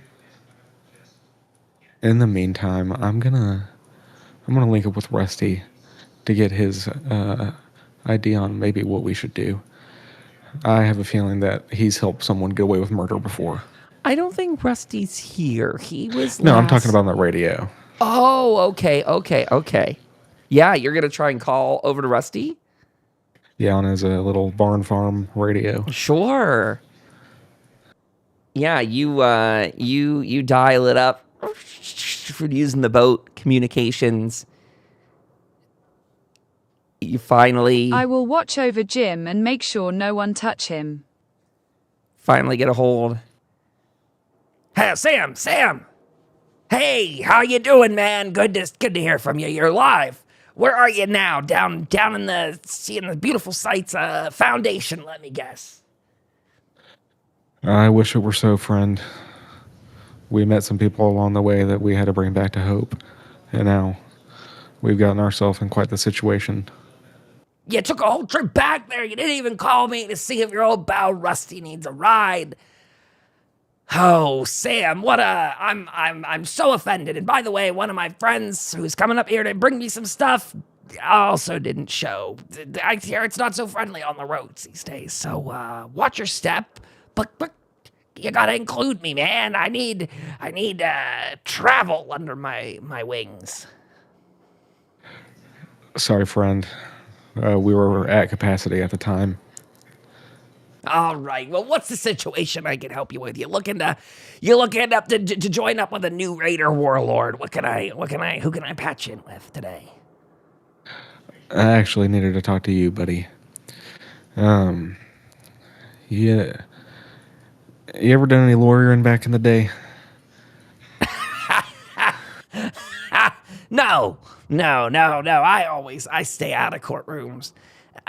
Too much talk, not enough action, not enough sights, and not enough, I'd say good smells, but I don't have a nose anymore, so what do I know about that? But no, never done any lawyering. What's the problem? You got a lawyer on your back. We need one ourselves. You had to have watched some of those shows back in the day, though, right? Sure, absolutely, love them. Still got some hollow dramas of a couple great cases. Maybe Maybe if I could beef up on that, I could be your lawyer for a day. That's what I'm hoping for.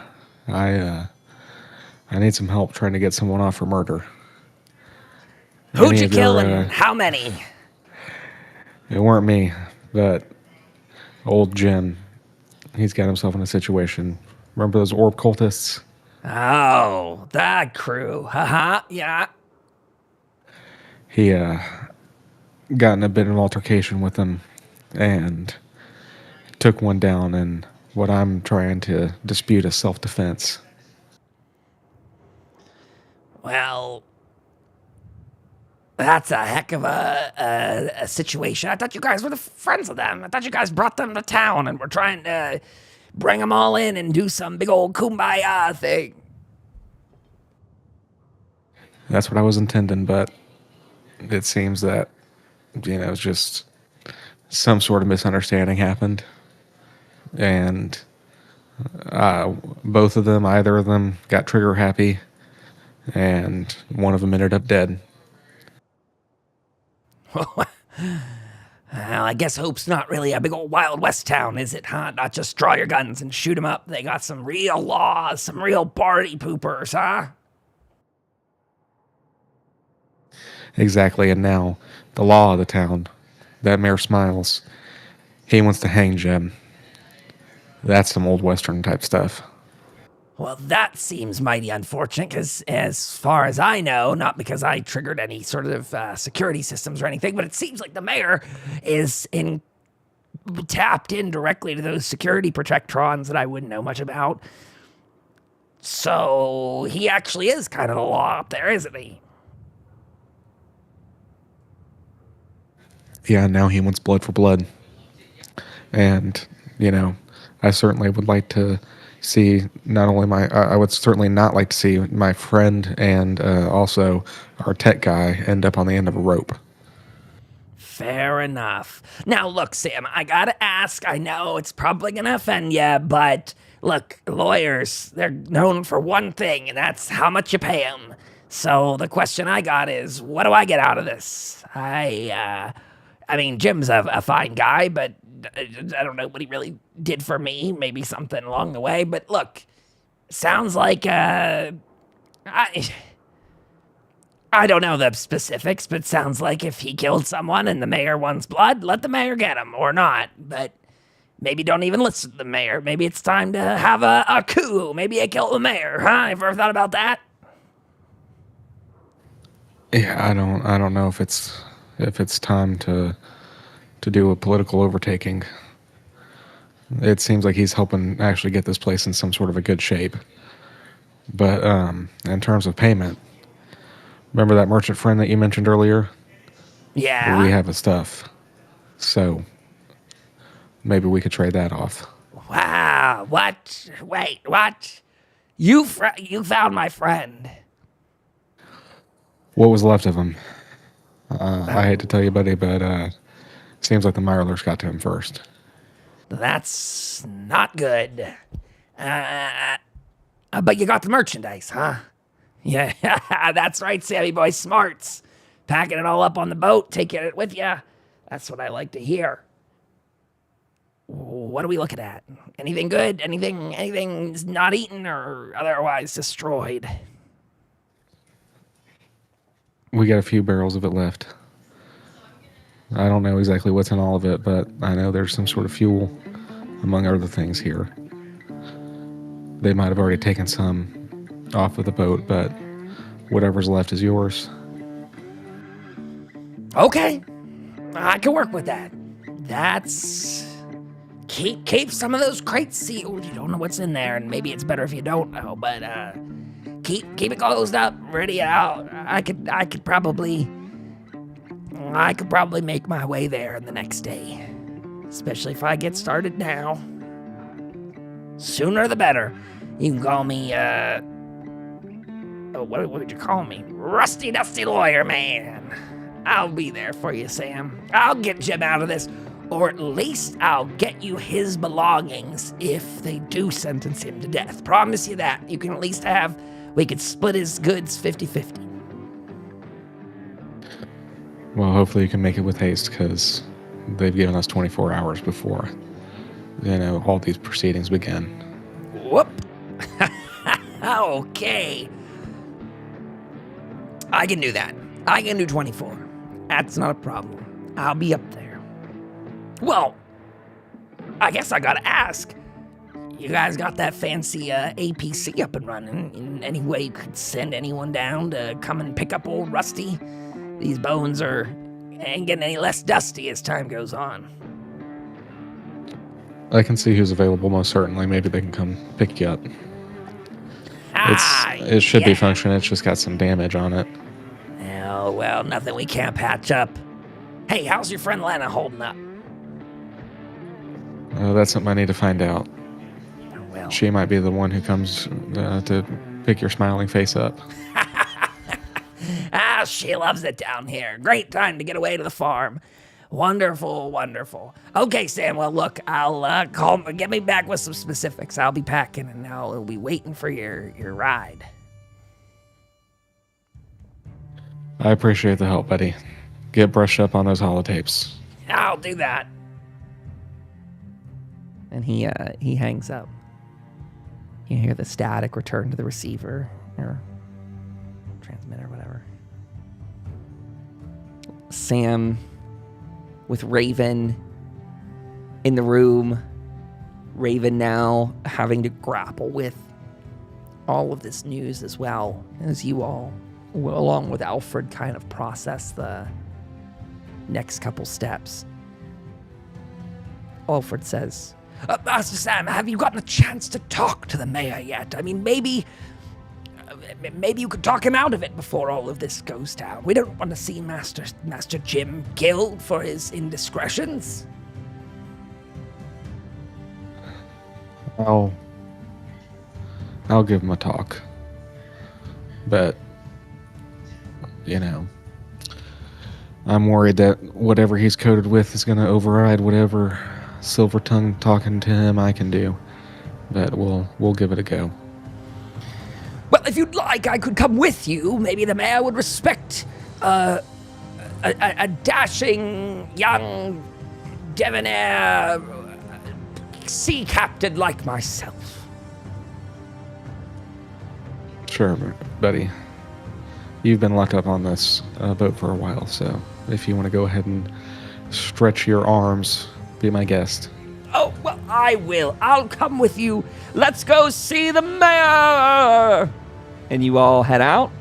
Raven, I don't have you with him, but you may attend if you wish to do so.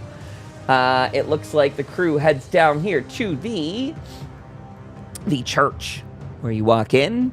Hell's Bells over here in the equipment room. She sees you kind of come in here.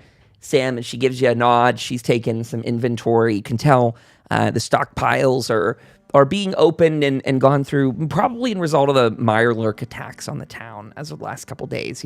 Supplies getting sent out to soldiers, etc., etc.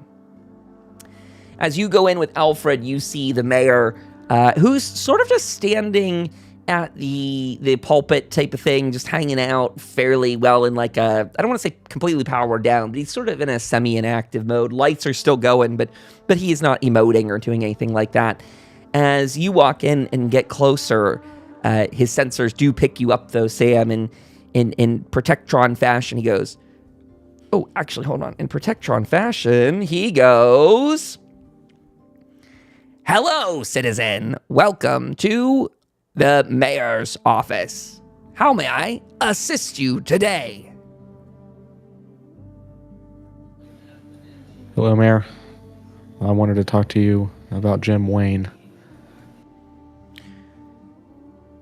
Searching. File found, located. Jim Wayne, criminal, murderer, stands trial in 23 hours and 45 minutes. Is this the person you're requesting information on? Yes. But Mayor, I'm telling you, it was self-defense. Are we going to be able to use that as a case? Self-defense. Searching. Vault-Tec Smile Protocol indicates that self-defense is a rarely successful defense in terms of aggressive murder in one's own quarters assigned by the city. In this case, your friend has murdered innocent civilians inside their home. Law dictates that the victims have the right to stand their ground and defend themselves against hostile invaders. Your friend or companion, Jim Wayne, has been listed as a hostile invader.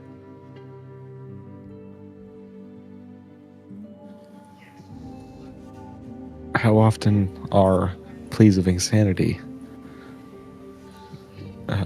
successful? Pleas of insanity are successful 80% of the time, with appropriate remediation efforts. What defines remediation efforts? Searching. Depending on the crime, efforts could be such as community service, committal to a psychiatric facility, or lobotomy. These are the only parameters that come back at this time.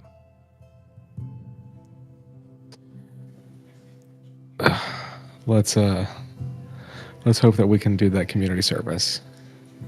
You've selected community service. If your friend is found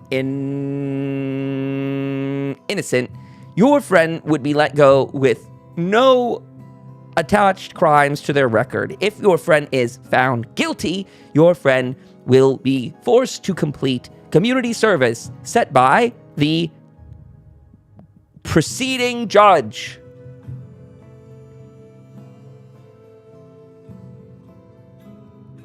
Who would be the preceding judge? In this context, I would be the judge, considering I am the one versed in Vault-Tec Smile authority and law. We are in a post-nuclear environment, and therefore, traditional American law is bypassed in favor of Vault-Tec community standards and guidelines. And I'm assuming that Vault-Tec didn't put in a jury of your peers. Scanning. A jury of peers may be convened if there is reason to believe that this trial has corrupt intentions.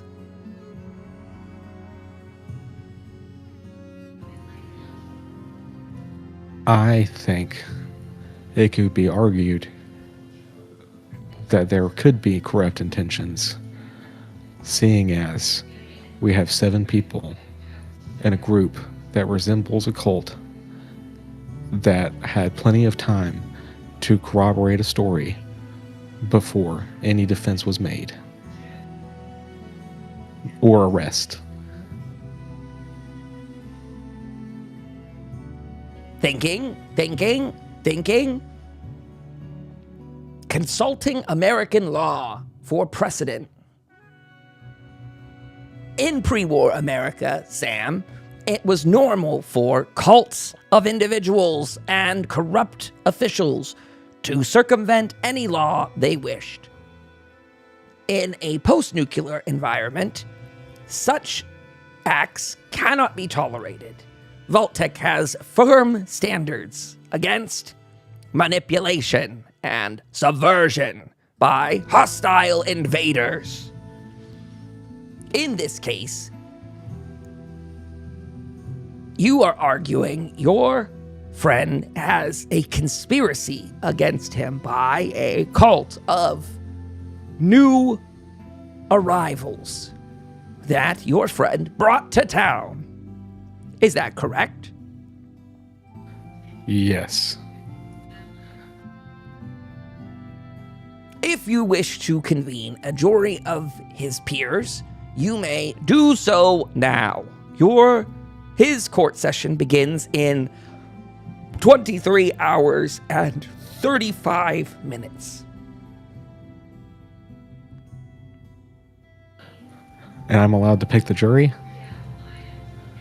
Jury will be vetted upon their arrival.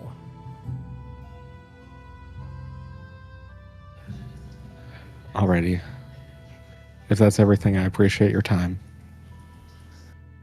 Thank you, citizen, for helping make Hope a safer place.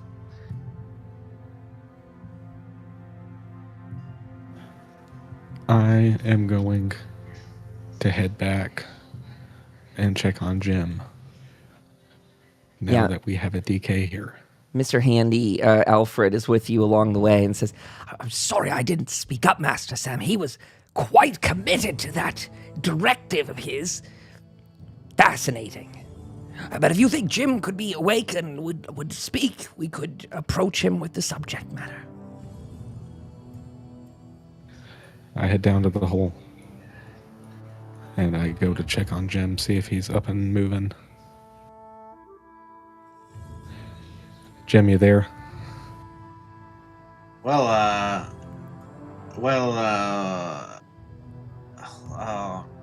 man, I can't believe I did that.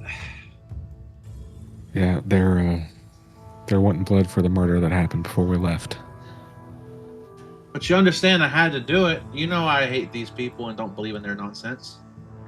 Well, that's not a very good defense, friend. We're going to have to go with something a little bit different. That's going to definitely end up with you on the end of a rope. And that's what they're asking for. Any chance anyone in our group here is a well-trained lawyer? Funny you mentioned that. I actually just talked with Rusty Dusty Bones over the radio. Raven, with the accusations you were making against him earlier, I'm not inclined to believe that. But I was on the radio with Rusty Dusty Bones, and he's on his way now. You know, he's not necessarily got experience with lawyering, but he's got dozens and dozens of holotapes of those old dramas. So he's going to get brushed up on that. This is, at the end of the day, this is about as a kangaroo court as the ones in the show. I mean, we're being judged by Vault Tech and a robot at that. So I was able to convince them to get us a jury. We'll be able to... Look. We're just supposed to sit here and everybody's just supposed to take the side of a robot. You know, I could just go behind the back and just pull out the panel and take out a few wires and we could be done with this. I don't think it's wise to get in more trouble than you're already in. Well, fair enough. Rusty's going to come. We'll see what we can do with him. Sam, we could have chop him. Then what then? Now they're going to be wanting to kill the super mutant, which, I'm sure that not everyone in this town is super happy that we brought him here to begin with. They don't know him like we do. Then Chop becomes mayor. I don't know if that's how it works. Look, I may be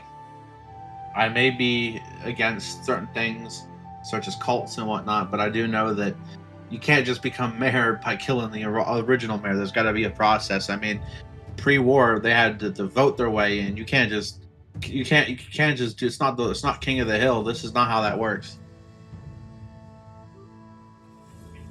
Yeah, I agree. We need to find people. That's how it work in my tribe.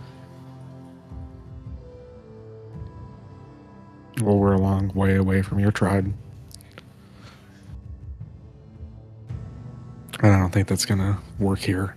I think that they're wanting some sort of visage of justice. So, let's figure out who's going to be on this jury.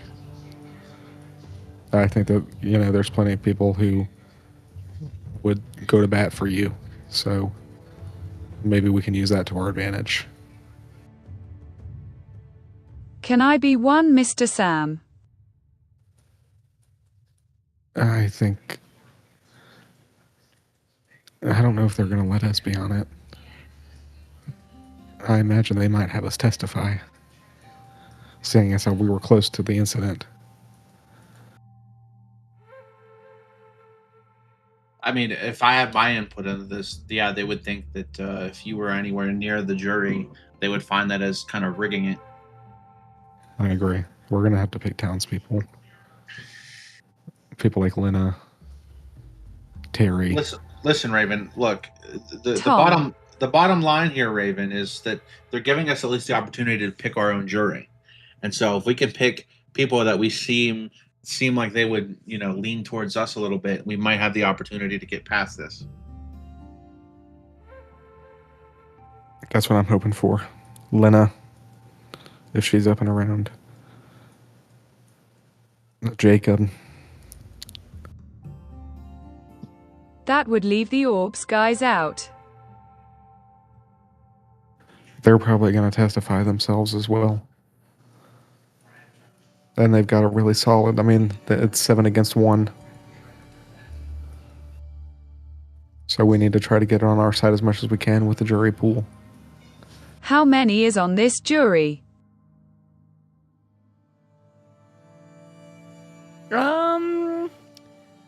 Let's say the mayor gave you 5 slots to fill for the jury. Remembering that the mayor is reserving the right to screen people out at, their discretion.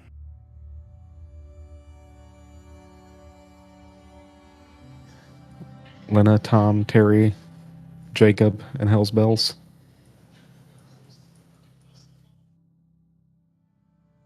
And how many to find Jim guilty or not? That Well, it has to be. was not It has to be discussed. it has to be a majority. This is Vault-Tec rules. It's not U.S. Constitution rules. 3 on 2. I guess we'll have to figure that out.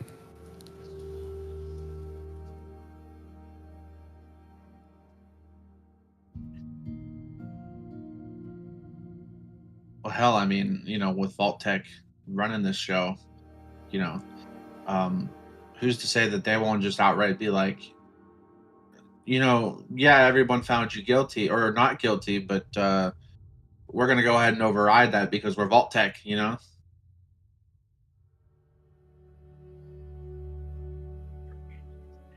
I think Him, I that- like my idea better, but you guys are smarter than me. I think that at that point, with some of the most influential people in town being there, that's going to cause more problems for Smiles than us. Because if that robot goes against what the word of the people chose, then maybe they'll see that he's not good for the town. Well, one can only hope that either we get out free or that happens, and otherwise, who knows what I'll be forced to endure.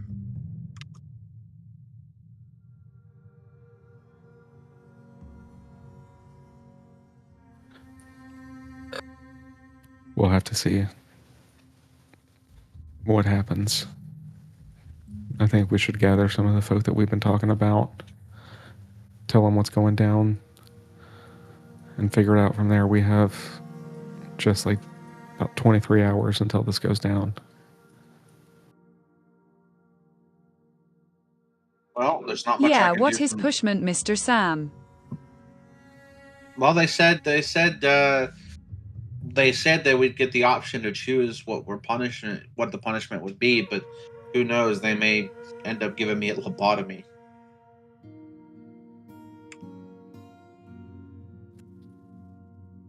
That sound fun. Oh, of course, it sounds fun to you. You're the one that likes to do Mothman dust. Do you think you could plead insanity, Jim?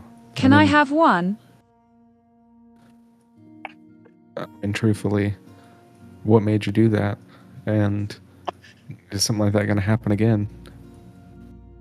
Well, we all know the real reason why I did it, but I mean, I could probably put an act together. I mean, I'm not a Hollywood actor, but I tend to, act out in my own private situations.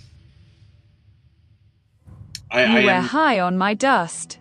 no, but like I said, I tend to, as a child especially, I was the one acting out scenes and pretending I was in my favorite movies and my favorite things and cartoons. And so I mean, I could probably put together an act and we could get out of here on insanity, but it all depends on that robot deciding whether or not it wants to grant me that insanity. I think that could be plan B, because I was thinking, based on something he said to me, when we were talking about self-defense, he claimed that it's unlikely to work if it was on property that was given to these people by the city. But if we could argue that it wasn't the city that gave them that property, and that technically it was nobody here, Alfred, who gave it away. I mean, he was the one who had the most right to it than anyone. Maybe the old owners had some sort of will. Maybe they loved that robot enough to put him in it. And maybe we could argue that that property was Alfred's property.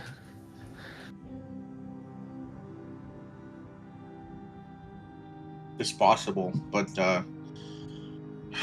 that would be the hardest thing to do. Is then we'd have to essentially be arguing that robots are humans, that they are persons, and I don't know if people are ready to accept that. Well, we're arguing this with a robot, so maybe we can appeal to that.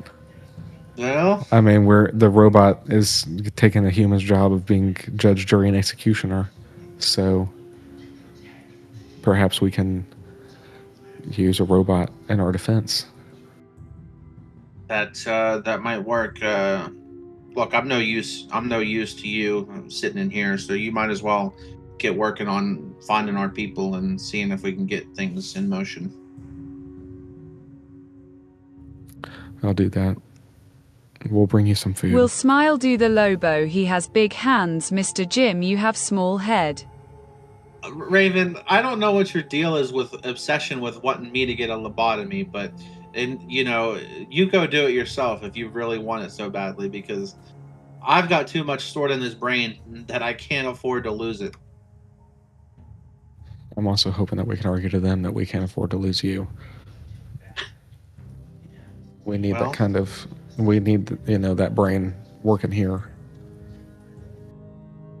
Maybe we could also mention that I'm the reason we were able to clear out the police station from those protectrons. You also help get power here. I did. I built. That is true. I built that generator, that windmill. I did.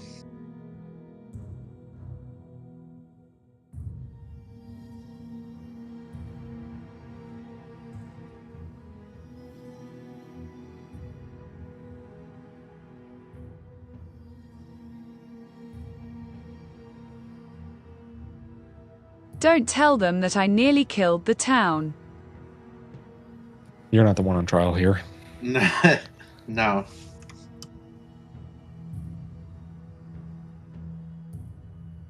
Alrighty, well, you relax, Jim. We'll bring you some food and some drink. Alright. And I guess I'll get back after I speak to all these people. Alright.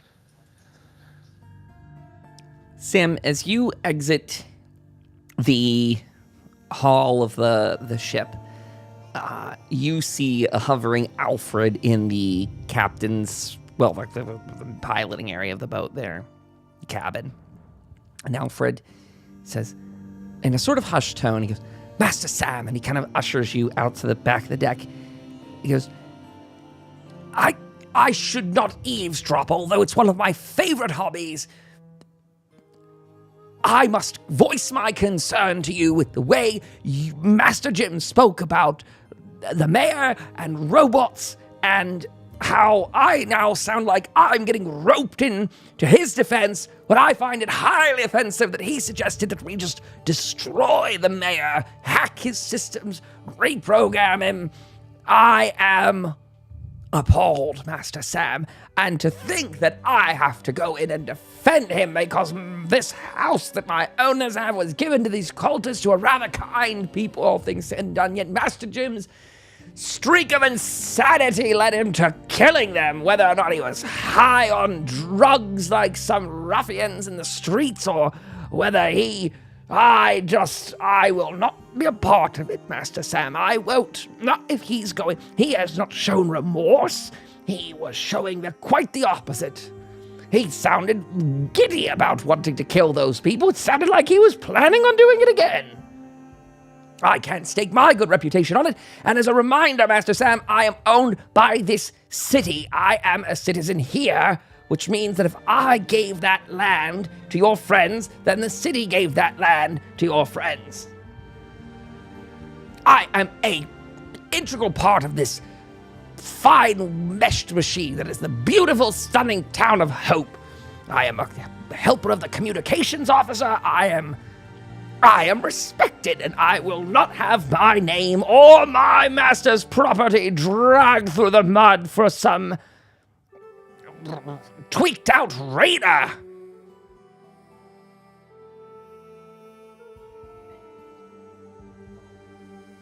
You've been with us for a long time, Alfred. You know that that's not Jim. There must be something deeper to his feelings here. He's not a tweaked out raider. Perhaps some of this Mothman dust is getting to him, but I'm sure deep down he does feel remorse. Well, I should certainly hope so, because I didn't hear any remorse from him. Master Sam, I think you're going to have a time putting together a trial, a jury to stand this trial and vote in his favor.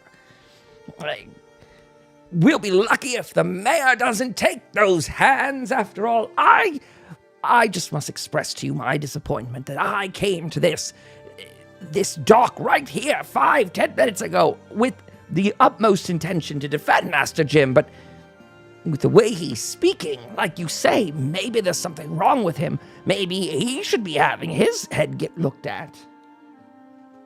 Maybe the mayor is right to suggest that he is insane and should have those consequences of his actions. I'm deeply troubled. I am as well, friend. Perhaps you could talk to him, knock some sense into him. Well, I don't know if that's a wise decision. Is that sincerely what you wish me to do?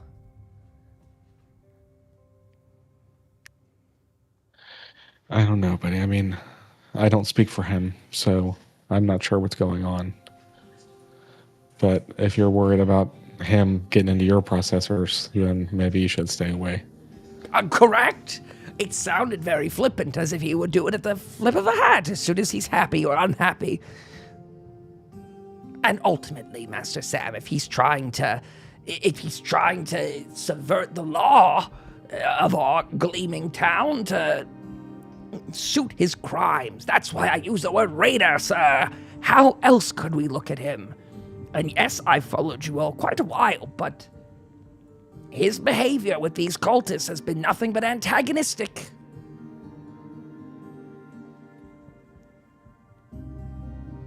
I don't know. There's much we don't know about Jim. Who knows what happened in the past? Who knows if their paths have crossed? Who knows if this is some sort of trauma response? I'm not sure.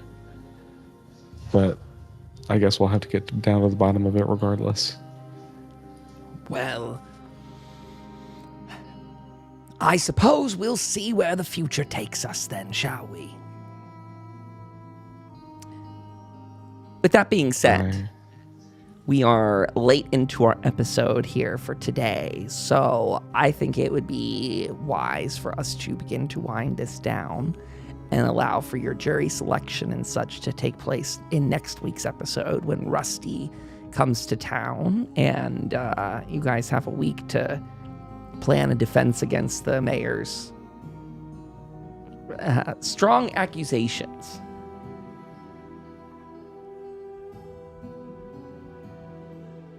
Any thoughts? Any lingering thoughts? I was kind of cut you off a little bit there too, Sam. You were going to maybe say something. Oh, it's all good. It looks like Raven tells Jim that Al is mad at him.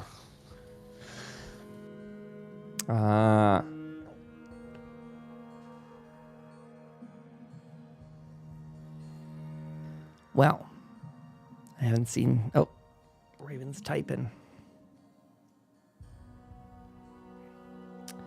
Yeah, so Raven went and told Jim that Al's mad. Did Jim have a response to that? Until next time. Good answer. Good answer, Jim. In chat, Max says, we need new Jim. I sent a message to you, Kyle, about Jim. I saw that. Am I supposed to say that out loud? Maybe I am supposed to say that out loud. Sure. Raven sent me a message that says she overhears Al talking to Sam and starting to wonder if Jim really did kill that guy on the embankment that she saw earlier.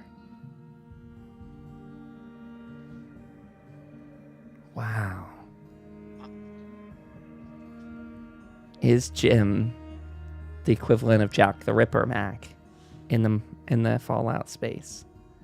Did he kill a Mothman or an orb cultist? Did he kill the traitor? Did he kill... Has every human we've seen... The orb got him. Wow. Touched the orb and lost his mind. Well, these are the mysteries we're going to leave you with until next week, everybody. That's going to bring this episode of Tales from Tomorrow to a close. When we join you next time, we will pick up with this beginning or pre-trial. Got to get to talking to Lena, make sure she's okay. Yes, Max says tune in next week, and there'll be a recap episode that we do and publish to our coffee page and to our Substack. That will be tomorrow, Monday, August 4th. You can expect that. If you want the link to it, it's ko-fi.com/overseer Kyle. There's going to be a lot of goodies. And one of the things I need to work on tonight, and I was working on it last night, was the second print of the zine, because I've got a lot more information under my belt since the last time I poked and prodded at it. Oops, get this overlay. There we go.